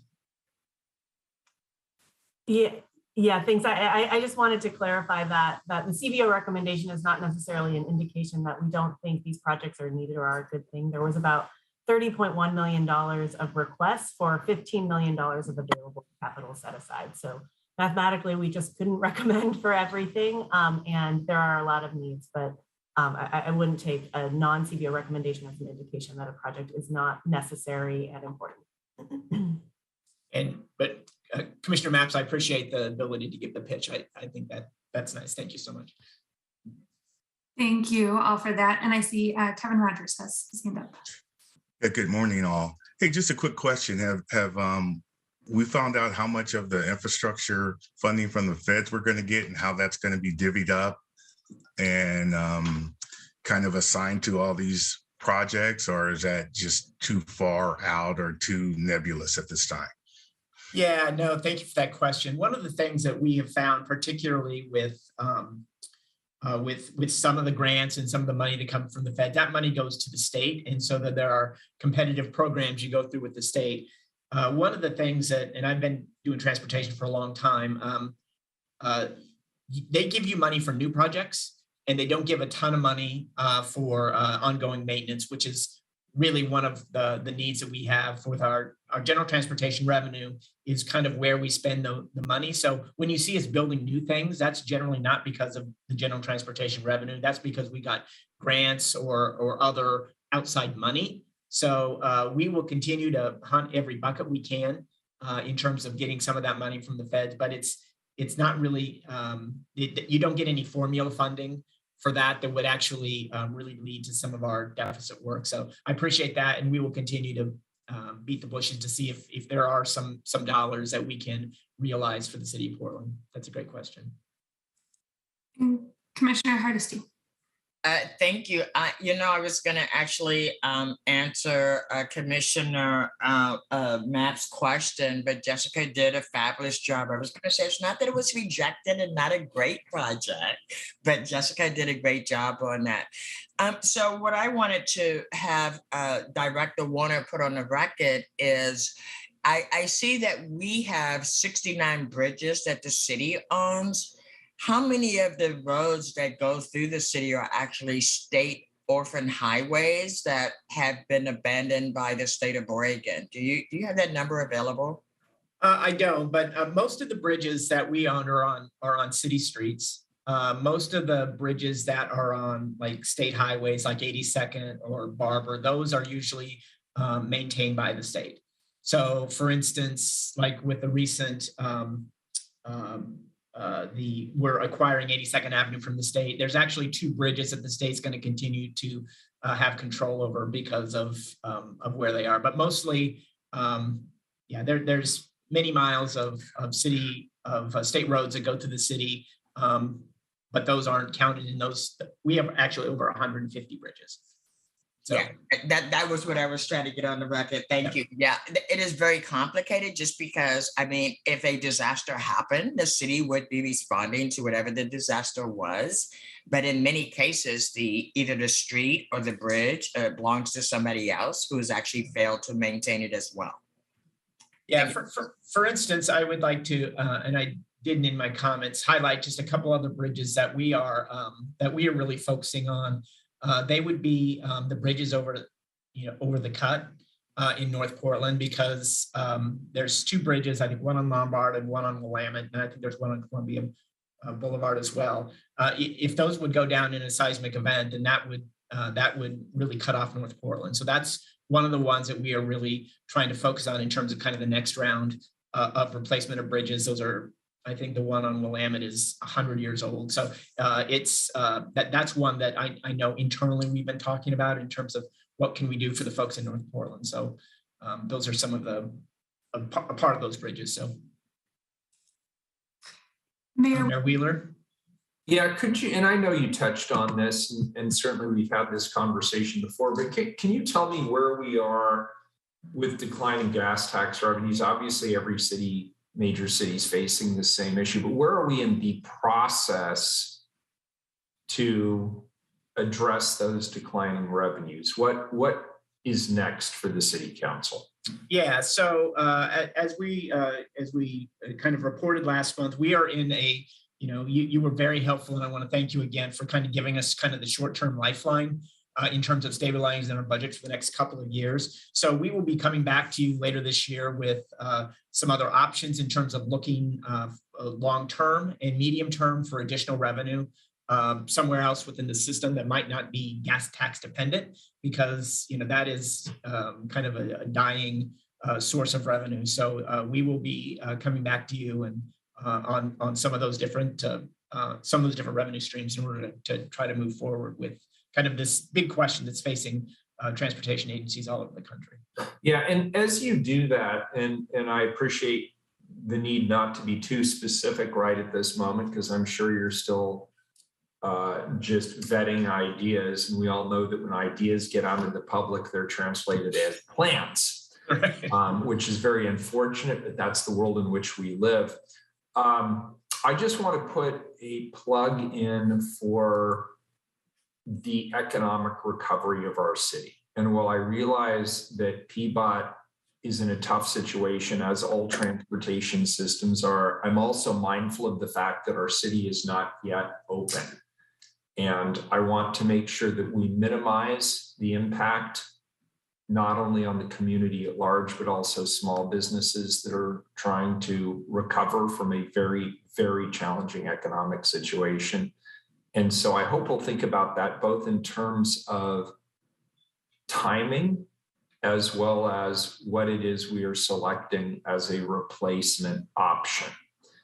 And I know this is an ongoing conversation at the state as well. Can you tell us how you're integrated with the conversations at the state and whether we'll be acting alongside the legislature, or are they two separate processes with two separate potential revenue asks? What do we know about If I may that? jump into that one, that conversation, Mayor, I'm happy to start that conversation and then let Director Warner talk about it from a staff perspective. Thank you. So the decision is going to be made at the state level about how we're going to share transportation revenue, right? As you know, between the I-5 bridge, the Rose Quarter project, no bonding has been done as of yet. And I've been really taking a hard stand that no bonding will be done unless we are going to share revenue so that we can invest in multimodal transportation options and address the diversion that will take place when people are repelled by tolls that they will be forced to pay. So these conversations are ongoing. They're happening at a regional level as well as at the state level, because this will impact the entire transportation system. And we have to do it right. We have pushed back against ODOT's proposal to just start tolling on the Abernathy Bridge because of what we know will be severe unintended consequences. So today I cannot give you a direct answer about what funding is going to look like in the future, but I want the council to be assured that we're at those tables, we're having those conversations, both at the state, regional, and federal level, because I think the federal government is a much better partner with us around changing funding than, say, the state is at this moment. But we're working all angles. Great, thank you. But one other thing I might add is I know there's been talk of kind of the vehicle miles traveled and the VMT fee that Oregon, I think a few years ago, was really leading the country on. Kind of in my opinion, that hasn't been really going anywhere. So I don't know if the next administration will really need to kind of jumpstart that effort. But it's that is kind of the bigger replacement for the gas tax, because as you know, electric cars don't pay any kind of road fees at all. But that's a discussion that I think needs to be restarted at the state, and we stand ready to help restart that. Thank you. Appreciate it. Yeah, Annette. Yes, thank you, Director Warner. I'd like to go back to a statement that Commissioner Hardesty mentioned earlier about base level of service. And I certainly understand the importance of maintenance of infrastructure, especially for safety of our bridges and such.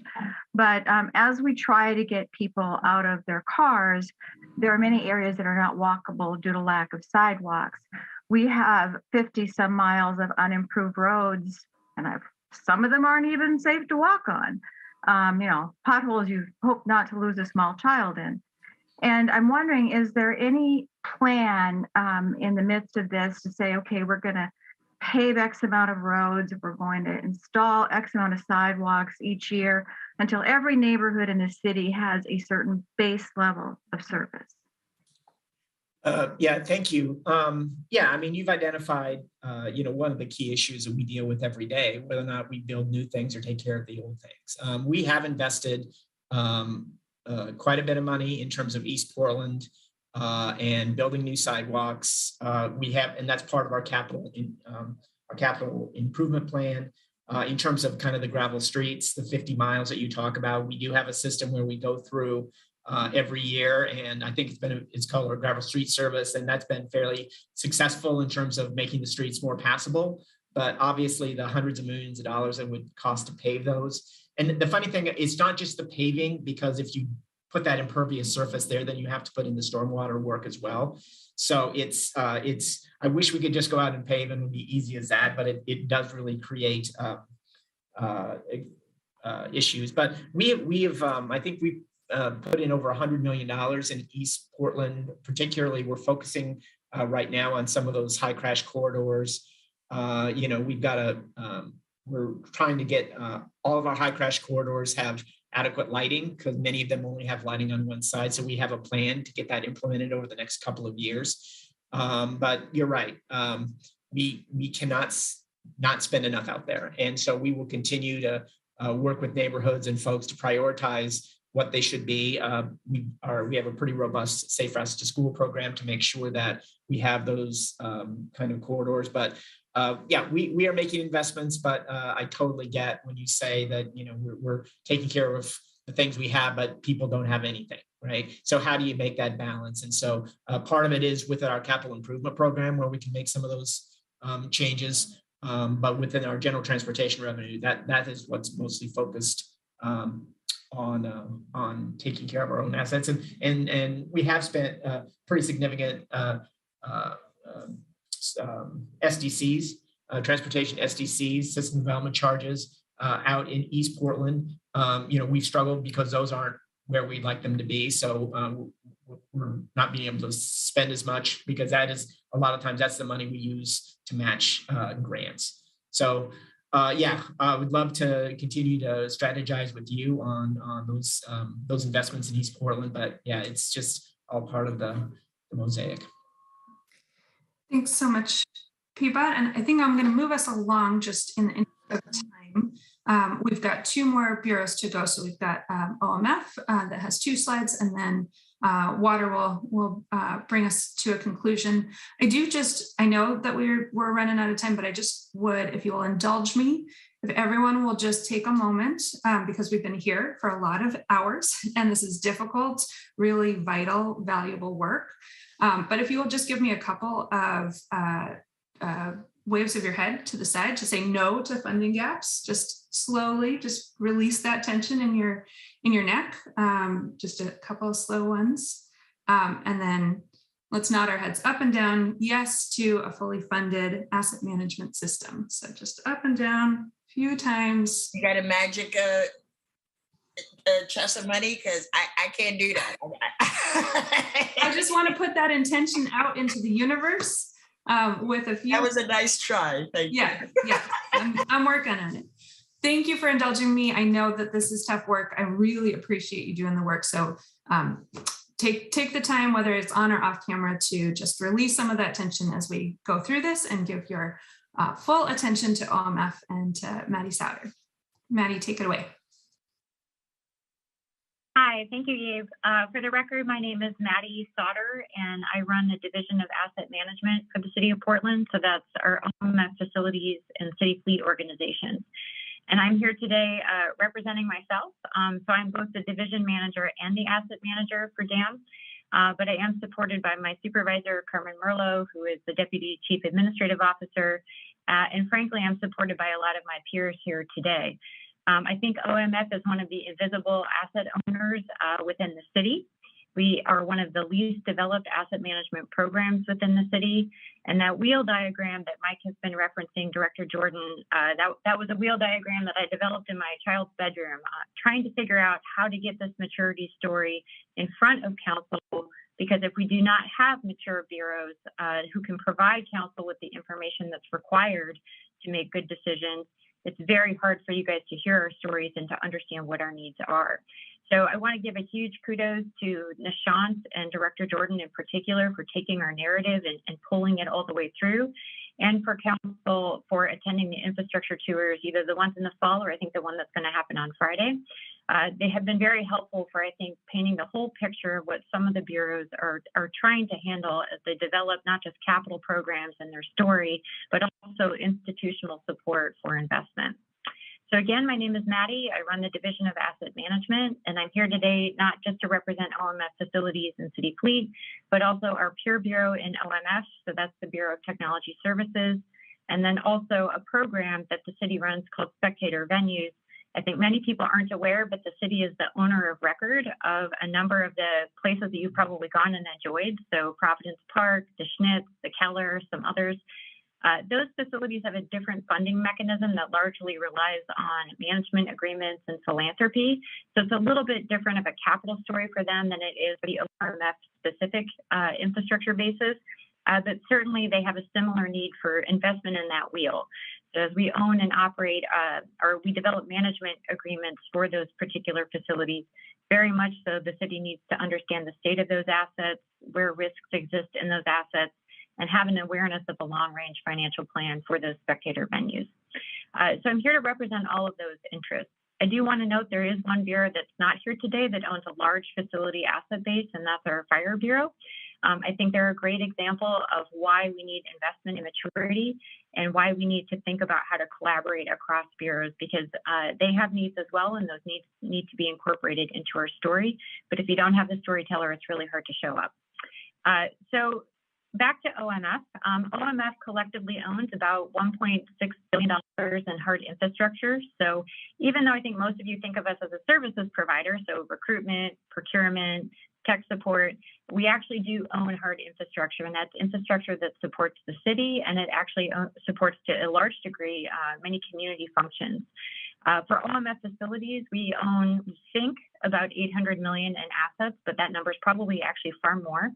BTS owns about $70 million in assets, inclusive of the 800 megahertz radio system, which is the backbone for all emergency communications in the region, and the fiber network, which gives all city bureaus access to broadband. OMF, we don't own all of the facilities in the city. In fact, I think if you sliced out of many of the bureau's asset management verticals, they're building assets, you would find that facilities are a very large asset base at the city, but they're divvied up between the bureaus. And that's actually unique to the facilities asset base. You know, transportation owns all the roads, but many people own facilities. So OMF facilities really include a lot of the public safety facilities. So police facilities, all police facilities, and the 911 center. We own the majority of office space in the city, inclusive of City Hall and the Portland building. We own many operations and maintenance sites. Primary among them is the Kirby Garage. And then, of course, City Fleet owns about $150 additional million in vehicles and equipment. And we're also just starting to build an asset base related to EV infrastructure. We also own fuel stations. So we do own real stuff, even though it's kind of baby sized in relation to some of the other bureaus. And for us, I think our primary asset management story really is a story of governance. So to some degree, you would think that we would have broad support across the bureaus for investment in our programmatic needs and our capital needs, because we do serve every bureau at the city. But in reality, I think this is a space in which when everybody is in charge, nobody is in charge. And consequently, we have some really difficult, it's really difficult for us to raise maintenance funding, capital funding, and even basic programmatic funding. OMF Facilities is working very hard to build our first ever asset management program. With the grace of council last year and of our bureaus, we were able to procure an information system for our assets, which is going to be coming live probably this summer into fall. So this is the first time in about 10 years that we've had a functioning asset management system, which is a system of record for all of our data. And it is a place in which condition asset information is stored. Hitherto, it's been very difficult for us to do any kind of risk assessment absent data. Likewise, we are the only, I think, infrastructure owning bureau at the city that does not have a planning department, which if you own infrastructure, you should have a planning department. And so we are pulling together those functions right now. We're kind of bootstrapping them. But we have produced, with the data that we do have, a preliminary risk assessment of our facilities, which I think many of you saw at the infrastructure tour. And we are now 2 FTE shy of having our very first planning department, which should be coming on board this summer. Those groups, I think, will help us develop the institutional discipline to understand what is required to invest in our capital asset base. And with that, then we should be able to come up with the first ever funding strategy and plan for capital delivery. And I do want folks to understand that that has implications for both BTS and City Fleet. So BTS would like to be doing fiber planning for the city, but if we don't know where facilities are going to go as they get recapitalized, it's very difficult for BTS to do planning of that backbone infrastructure. Likewise, City Fleet would like to do EV planning and understand there's a lot of incentives on the table right now for make-ready infrastructure, which is what supports charging. But again, if we don't know where PBOT's going to be in 10 years, it's really hard for us to do that kind of secondary planning. So it's very important for us to have this long-range planning function, both to help support our peer bureaus, but also to help the city properly understand its depth of need. And with regard to that need, it's pretty significant. So for example, we believe OMS facility asset base is worth $800 million, we think. We know that probably 30% of that asset base is in either poor or very poor condition, and that's concentrated in the Kirby Garage, 2 PPB facilities, and City Hall. And we believe that the recapitalization bill for those facilities, probably all of which need to be recapitalized in the next 10 years, is probably in about the $500 million range. Another thing that is very difficult for us to fund because there is no source of funding for it are innovations. So that may not ring a bell automatically, but when you think about how society has changed and what people are expecting, we need to have a way in our governance model to include funding for innovative things. So right now, that would include things like modern security systems in our buildings. It would include functioning AV equipment that allows for hybrid work environments. It would include green investments, things like EV charging. So there is no asset base or capital base to invest in those types of needs at the city, all of which hinders our achievement of strategic goals at the city, but it also hinders basic bureau functionality in some places. So off to the right of the slide, you'll see some of the investments that we've promoted this year through decision packages. I believe that 2 of them were supported by the CBO. Just so folks know, our PPB assets, we are out of funding for those assets. So even though we have critical investments and capital needs, there is no remaining dollars in those accounts to help fund core needs.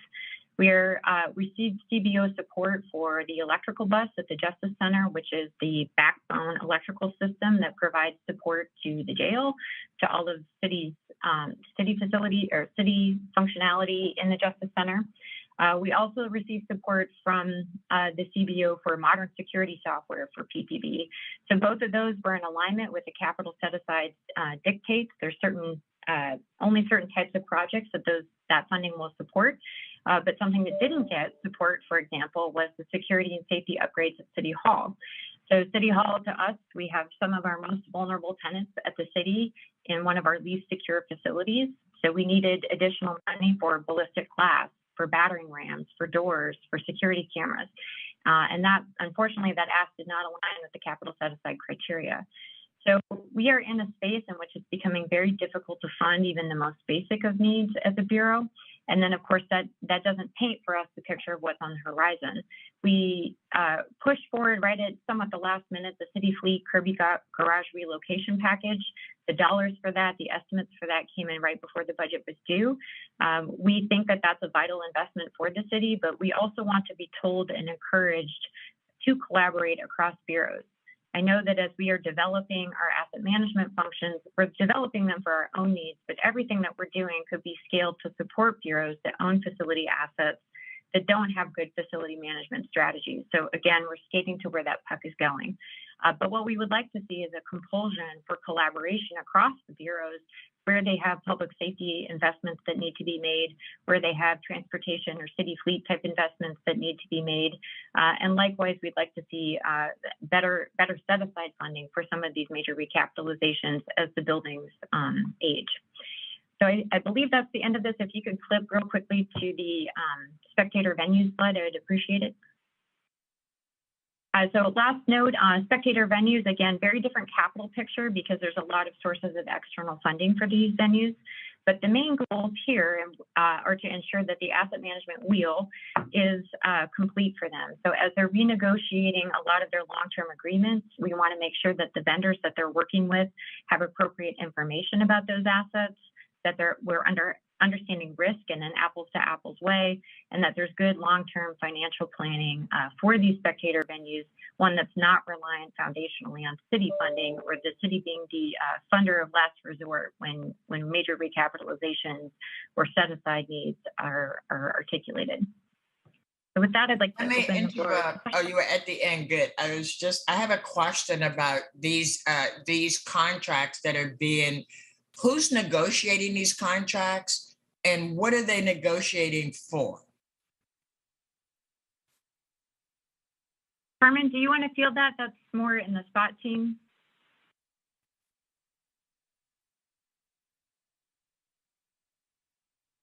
Because I got to tell you, I've looked at some of these public-private partnerships and I see the private benefit. I've seen pretty much no public benefit at all.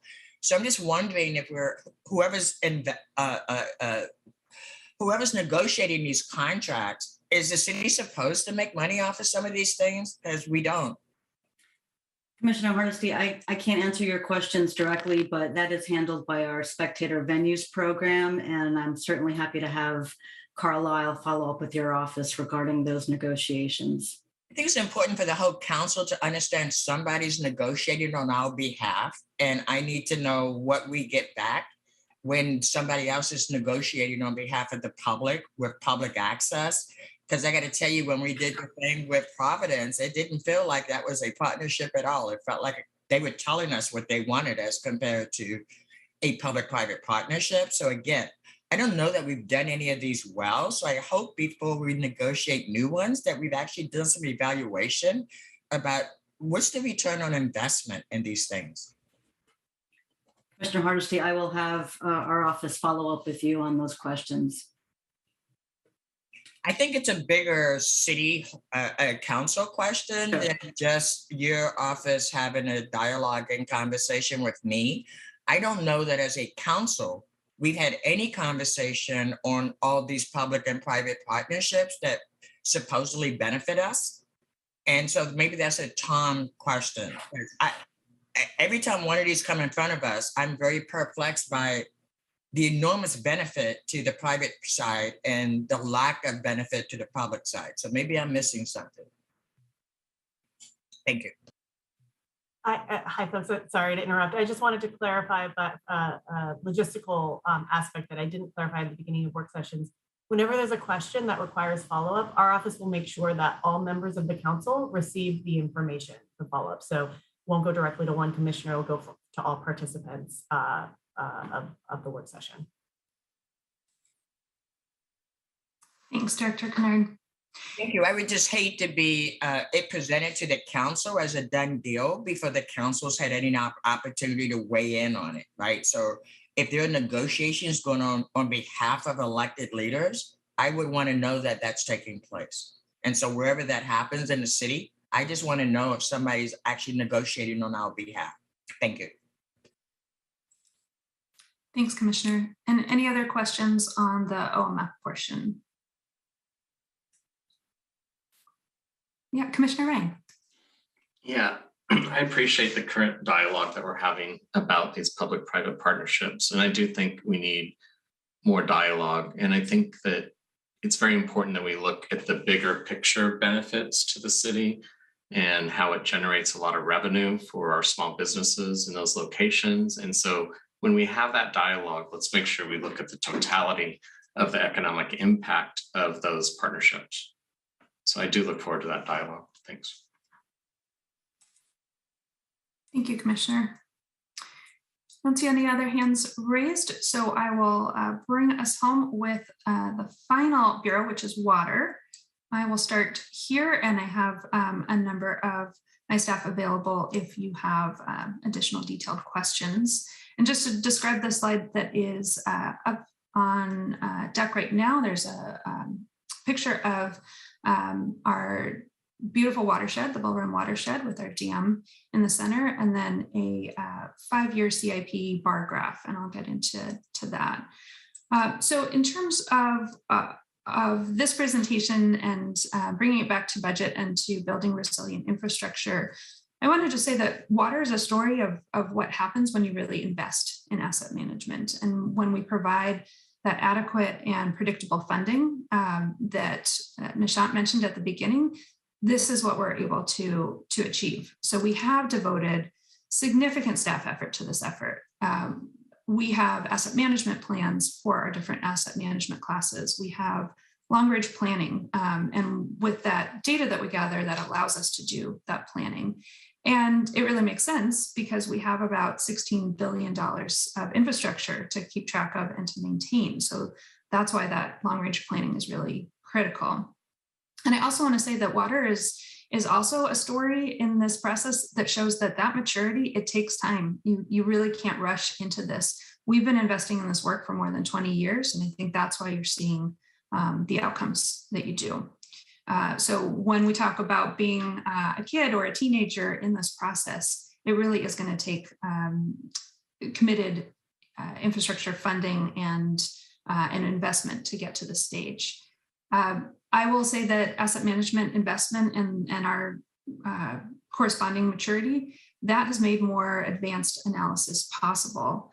So we have, for instance, water main failure data, so breaks and leaks in our pipes. We have that data for more than 10 years of consistent data, and we've performed statistical analysis on that failure data to develop future failure projections under different investment scenarios. So that way we can discuss that cost of service and that level of service comparison with a lot more power behind those projections. I will say I'm proud to say we're a leader in this work, and that we can always improve. So we are assessing where we are in this process through the Water Services Association of Australia. They are a benchmarking agency. We're also investing in a work and asset management system with BES. You heard Mike Jordan talk about that, so that we can more efficiently do the maintenance that our asset management program suggests. And then over to the right side of the slide with that bar graph, just direct your attention to our 5-year capital improvement plan. So you've got the different water programs and the relative dollars that we're devoting to each in the next 5 years. And you'll see that light blue bar that represents treatment, that's the largest share in the upcoming years, and that represents the Bull Run treatment projects. So just like BES, much of our investment has a regulatory driver, but it's also being driven by this asset management process because we have over 100-year-old water system to maintain. So we have to continue to invest in our system, and it's about $50 million annually to replace those core assets, so mains, hydrants, services, meters, those sorts of things. And we plan to continue to maintain our water system while we're also meeting those regulatory compliance requirements. We've also been working to incorporate asset management into the budget process for decision-making, whether to replace or repair. So you probably saw me nodding very vigorously along with Mike Jordan's description of what kinds of things can be put off, what needs to be worked on, where are we in growing that engine, that machine, so that we know what we can do with the assets that we have. One of our challenges, and maybe this is more advanced, but I think that all of the bureaus will go through this or are going through this to some degree, is just recruitment and retention. So keeping fully staffed in our asset management unit, continuing to be that employer of choice, having involvement from our operations and maintenance staff to contribute to that data collection. So the engine has to run off of that data. We have to spend the time and the energy and the money to contribute to data collection and assessment. One thing I'll just mention that you heard from BES very similar is that our current rates forecast do support our 5-year capital plan. They go hand in hand. So for water, that's a 7.7% rate increase each year over the next 7 years. And so our ask is really just for council to support that rate request, and we'll be back before you to talk more about that. And when you see those numbers, I just, in the strongest possible terms, want to co-sign Mike Jordan's suggestion about supporting our low-income Portlanders and targeting our efforts to really reach those vulnerable communities. So I'm really thankful to Commissioner Hardesty for really pressing us on those definitions. Those definitions absolutely matter. We need to be focused, I would say, at about 80% of MFI. We need to be aware of how our communities have changed over the years, and the definition that worked years ago doesn't work now. We need to be providing that support in multiple languages. We do that. We need to continue and continue to invest in that. We need to work and continue to invest in our community partners who can get that support out to people who have, I'll just say, a healthy distrust of government. So we need to work on that, building that trust, but we also have to find those trusted providers who can get that support out to people who need that. And we have to maintain the system because we know that it is always the most vulnerable amongst our community who pay the biggest price when we don't perform that maintenance. So I just want to say that this is not an either or. We have to do both. We have to maintain the system, and we have to make sure that those who are at least able to afford that have the support of these programs. So I'll just close here for the presentation by just reminding all of us that focusing on those foundational basics of improving our infrastructure management by building our inventory and improving our long-term planning, that benefits all of us. And the planning that we fund today will save us resources later on. So the funding gaps, I know that for all of us, the funding gaps are large. But the reason that I remain hopeful is that we know the path forward. We know that investing in these elements of the asset management policy that Council passed will provide that prioritization that's needed. So I think that there's a lot that we can do and a lot that we need to do. So I'm going to end here. I can take any questions on the water portion. And I see that there is one in the chat. So let me just read that for those who haven't seen it from Commissioner Hardesty. Having publicly owned facilities that working people can't afford to attend really doesn't benefit the majority of the people who do work for a living. So I think that was a general comment. Commissioner Hardesty. Yeah, and that was actually the last presentation. It didn't have anything to do with your presentation, Director. My apology if I couldn't. No, that was a leftover comment from the last conversation. No problem. I do have a question since I'm talking. Where are we on the infill project? The filtration project, and has anything changed in 2 years of COVID that we should be concerned about as we move forward? I don't think that we should be concerned about, but yes, certainly a lot has changed. And I'm looking forward to bringing Council our annual report. We do that in June. So we are putting that information together. There's also monthly reports. Those are available as well. So if it's something that you'd like to dive into, but know that that is coming to you in June. There have been some changes. I'm very glad to say that we are on budget, on schedule for that. When you look at any big project, really any project, but of course it's magnified when you have the bigger dollars involved, you've got really budget, scope, and schedule. And they all kind of have to work together. We have a very clear budget. This council was very clear about what that looked like. And we have a very clear schedule from EPA, and EPA has been very clear about what that looks like. And so what we are left with to move around to respond to the pandemic and the economic changes that have come with that is the scope of the project. So we've done a lot of value engineering to understand what are the critical parts of that. What did we hear from Council in terms of equity and contracting that we need to bring forward? What are some things that we could phase into the project so that we might do less now, but we set ourselves up for success if those things come to pass in the future? What is the flexibility that we can bring in? So I know that this meeting is not about that, but I do want to let Council know that will be coming to you in June. Thank you. Any other questions for water or for any of the presenters before I turn it over to Director Kennard to introduce our Portland Utility Board speakers? All right, all yours, Director Kennard. Thank you, Director Silmer.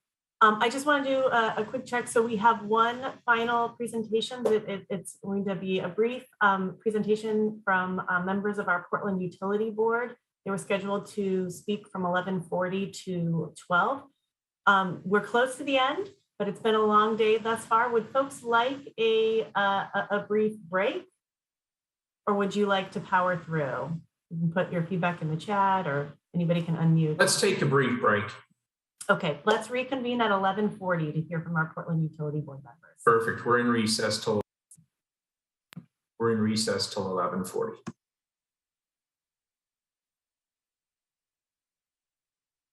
Recording stopped.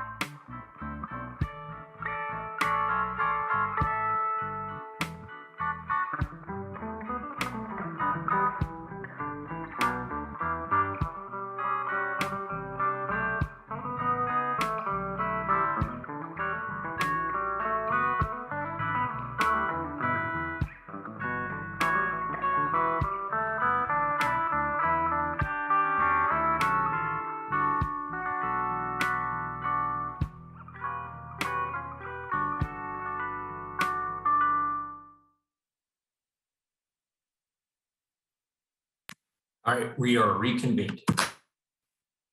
Right, at this time, I would like to turn the floor over to Karen Y. Spencer. She's one of our voting members of the Portland Utility Board. And she is also joined by Tom Lipton, who's on the call and able to answer additional questions or provide additional feedback if needed. Karen, take it away. Thank you.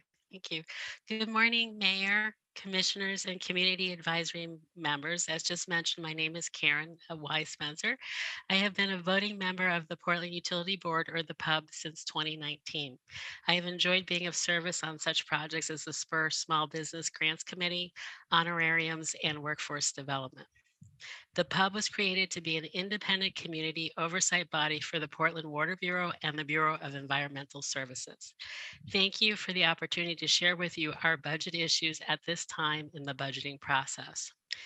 Racial equity considerations remain at the core of the PUB conversations and priorities, complemented by other key work plan priorities, including climate crisis and climate justice, innovation and efficiency, and interagency and cross-sector collaboration. Our annual report, which is available on our website, provides some detail on how the PUB uses these priority areas to guide our budget and policy work.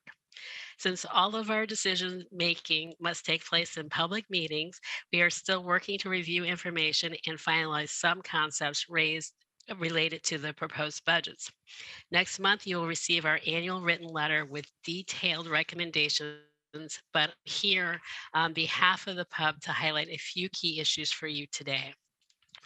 Rate increases and affordability. The council and advisors have spent the morning talking about resilient infrastructure. The utilities that the PUB oversees manages over 30 billion infrastructure that provide vital water, sewer, and stormwater services to the city and local jurisdictions. A core concern is the affordability of these services for all Portlanders, particularly for people that bear the brunt of structural inequities. At the same time, the board recognizes there is a constant need to balance the challenges of overall stewardship of aging infrastructure for today and future generations with the affordability of the services provided to current ratepayers. The utilities need to maintain and improve the infrastructure so that it continues to function properly and is resilient while meeting state and federal mandates and also while keeping rates manageable and equitable. In normal times, this would be a tough balancing act, but it has been made all the more difficult by the impacts of the multi-year pandemic. The PUB is concerned about the proposed 4.9% rate increase during a period of increasing inflation when many are already struggling. The board wishes to ensure that both rates and the pace of investment in infrastructure are fair to current and future Portlanders. The PUB is concerned about the risk of essentially borrowing from future generations. It recommends considering slowing down rate increases to reduce this risk. Investments may need to be reprioritized to avoid some rate increases without shifting the financial burden forward to future generations. Regardless of the rate of increase that is eventually determined, the financial assistance programs and equitable debt collection remain high priorities for the PUB to address affordability concerns for those most impacted by the rates.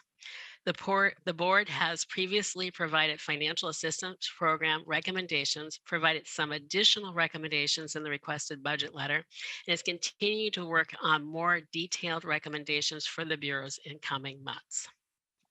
ARPA grants funds. PUB is supportive of the use of ARPA grant funds by the utilities, including important support already received for bill credits for low-income customers with accounts in arrears. It is also supportive of the additional funding sought to expand these credits further, as well as other programs such as brownfields development to prepare for reuse as affordable housing and support for the shelter to housing continuum, and the Green Workforce Collaborative that would establish a paid career opportunities program that protects public health while expanding economic opportunities for the community. Advanced metering infrastructure. One of the largest increases to the capital improvement plan for both bureaus was the addition of the joint $90 million advanced metering infrastructure, abbreviated AMI project, planned over the next 7 years. Although there may be value in providing smart meters such as moving to actual meter reads for monthly billing, it was not clear to the pub whether the benefits truly exceed the costs or whether the timing is right to proceed. Because the board is concerned about the timing and viability, it encourages council to seek more justification on the financial and non-financial benefits of AMI to ensure that they more than offset the cost or at least are worth the cost. Excuse me, I just have to take a quick sip.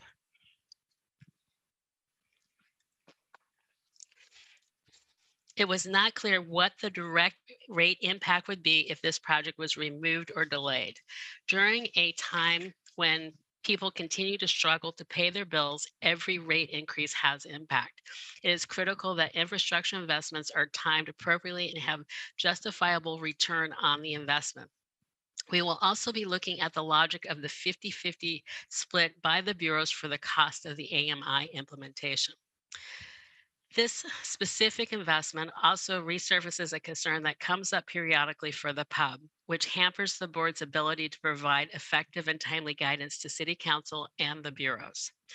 The pub has repeatedly highlighted in our previous letters to Council, as well as our recent 2021 annual report, making a priority focus area this year on improving transparency and process coordination within the bureaus. The board was not apprised of AMI in advance of the budget submission, and it was extremely difficult to gather enough information to make informed recommendations during the tight budget timelines. The board's expertise is underutilized when not engaged with adequate time to review information and provide input prior to decision making. The pub must be apprised of projects and emerging issues much earlier to provide opportunity for authentic engagement before significant proposals are included in the budget. The board will be better positioned to provide input on rates with more collaboration and earlier communication.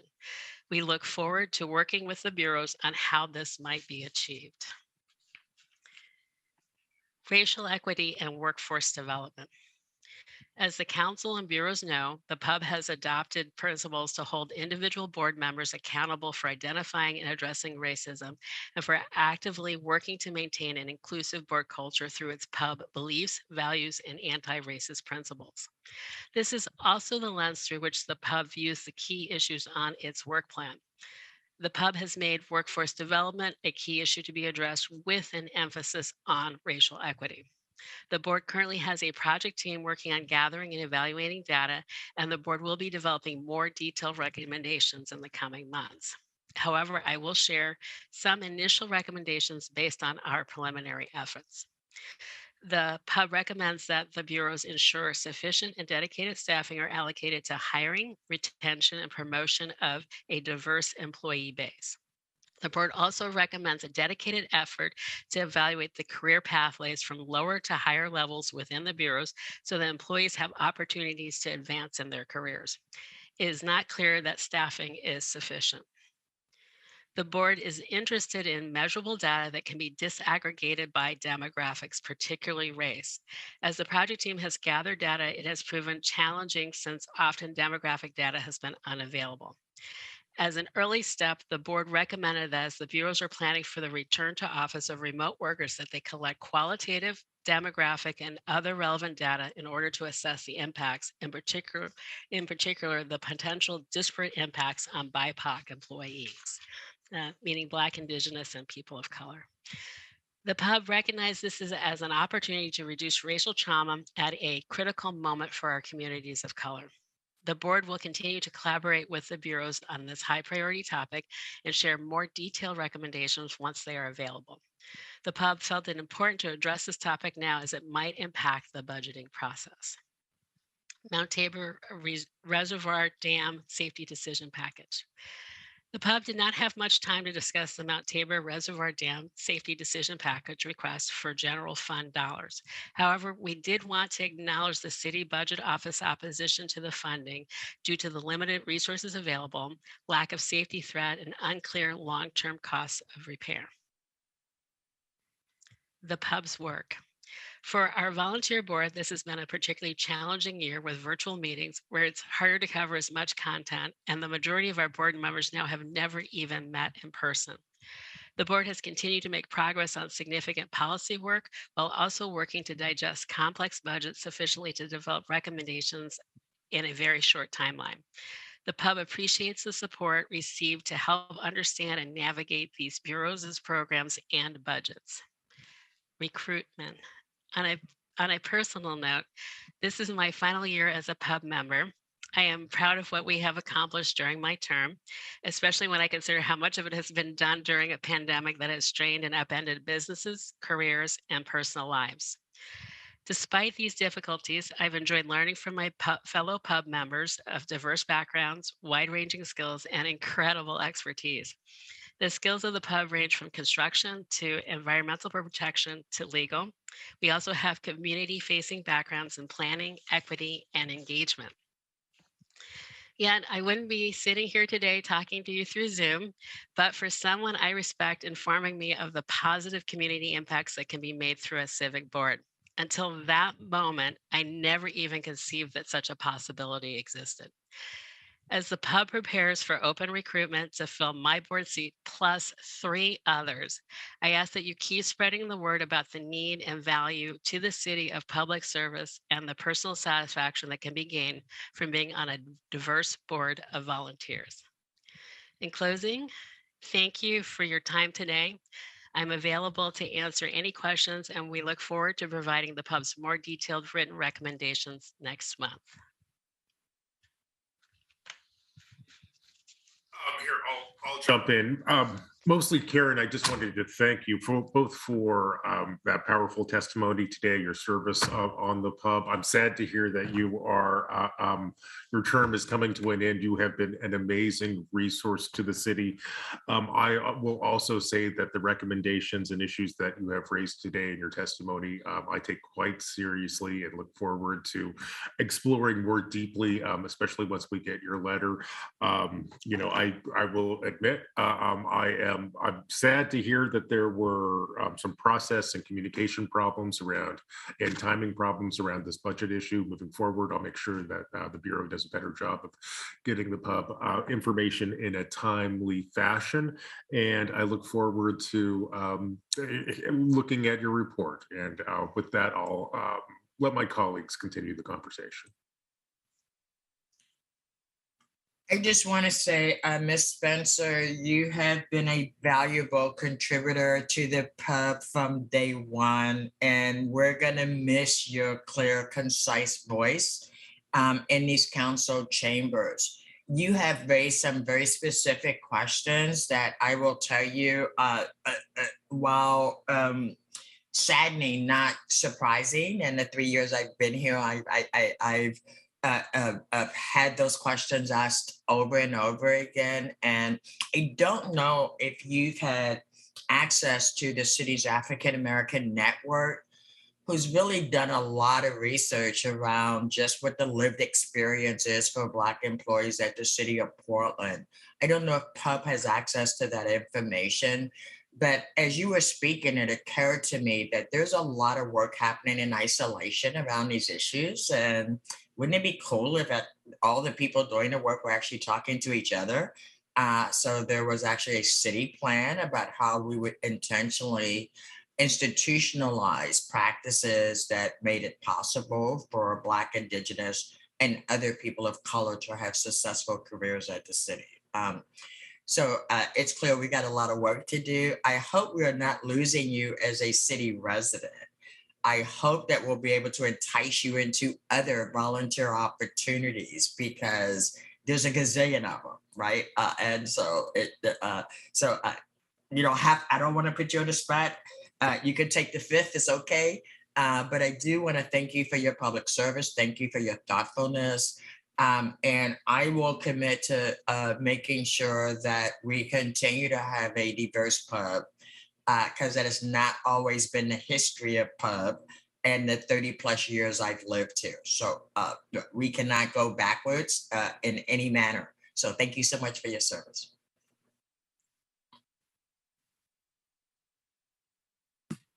If I'm next, but I'll go next anyway. Karen, I just wanted to say thanks. Appreciate it. Not only the presentation and the substance of the presentation, but I want to thank you for your years of service You've done an outstanding job, and your passion rings through.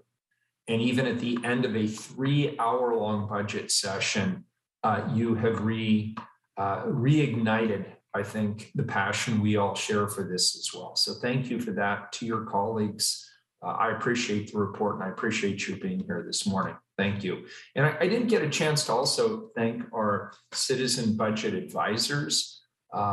Not just Karen and her group, but we also have our citizen budget advisors sitting here with us. And it's just a reminder that it's not all about the city council all the time.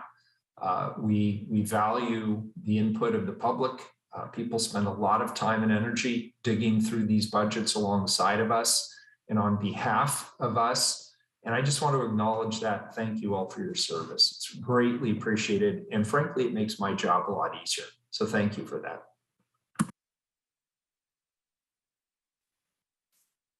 All right, so that concludes our agenda for today. I'll pause and see if there are any other outstanding comments or questions regarding the presentations that we had today. Yes, Director Selby. I just wanted to add my thanks to Karen. Thank you for your service on the pub. I've personally worked with the pub in the past on increasing diversity on the board, and my office, the Office of Equity and Human Rights, is here to assist in the future.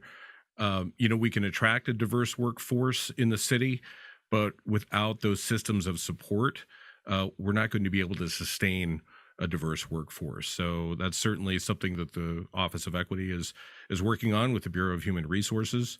One of the tools that we have forthcoming very soon is an updated version of the city staff demographic dashboard. It's one of the tools that we have that we can better track our racial and gender diversity in the city. So that's forthcoming. But we have a lot of work to do to make sure that we can support a diverse workforce. We certainly hear that. So thank you again for your service. And I wanted to pop in and really appreciate the directors of all these city bureaus who I have to say, I'm always in awe at the leadership we have here at the city. And I always want to remind you, just because I ask questions doesn't mean that I don't have a deep level of respect for the incredible hard work that you do each and every day on behalf of our city. I ask questions so that I can learn more and be better. But I got to tell you, I've never worked with a better bunch of people in my entire life. And every day I am grateful, whether you are in my portfolio or not, that you decided that you also wanted to do public service. So thank each of you. And we got a long budget process, but I want to thank you for what you do. Bye-bye.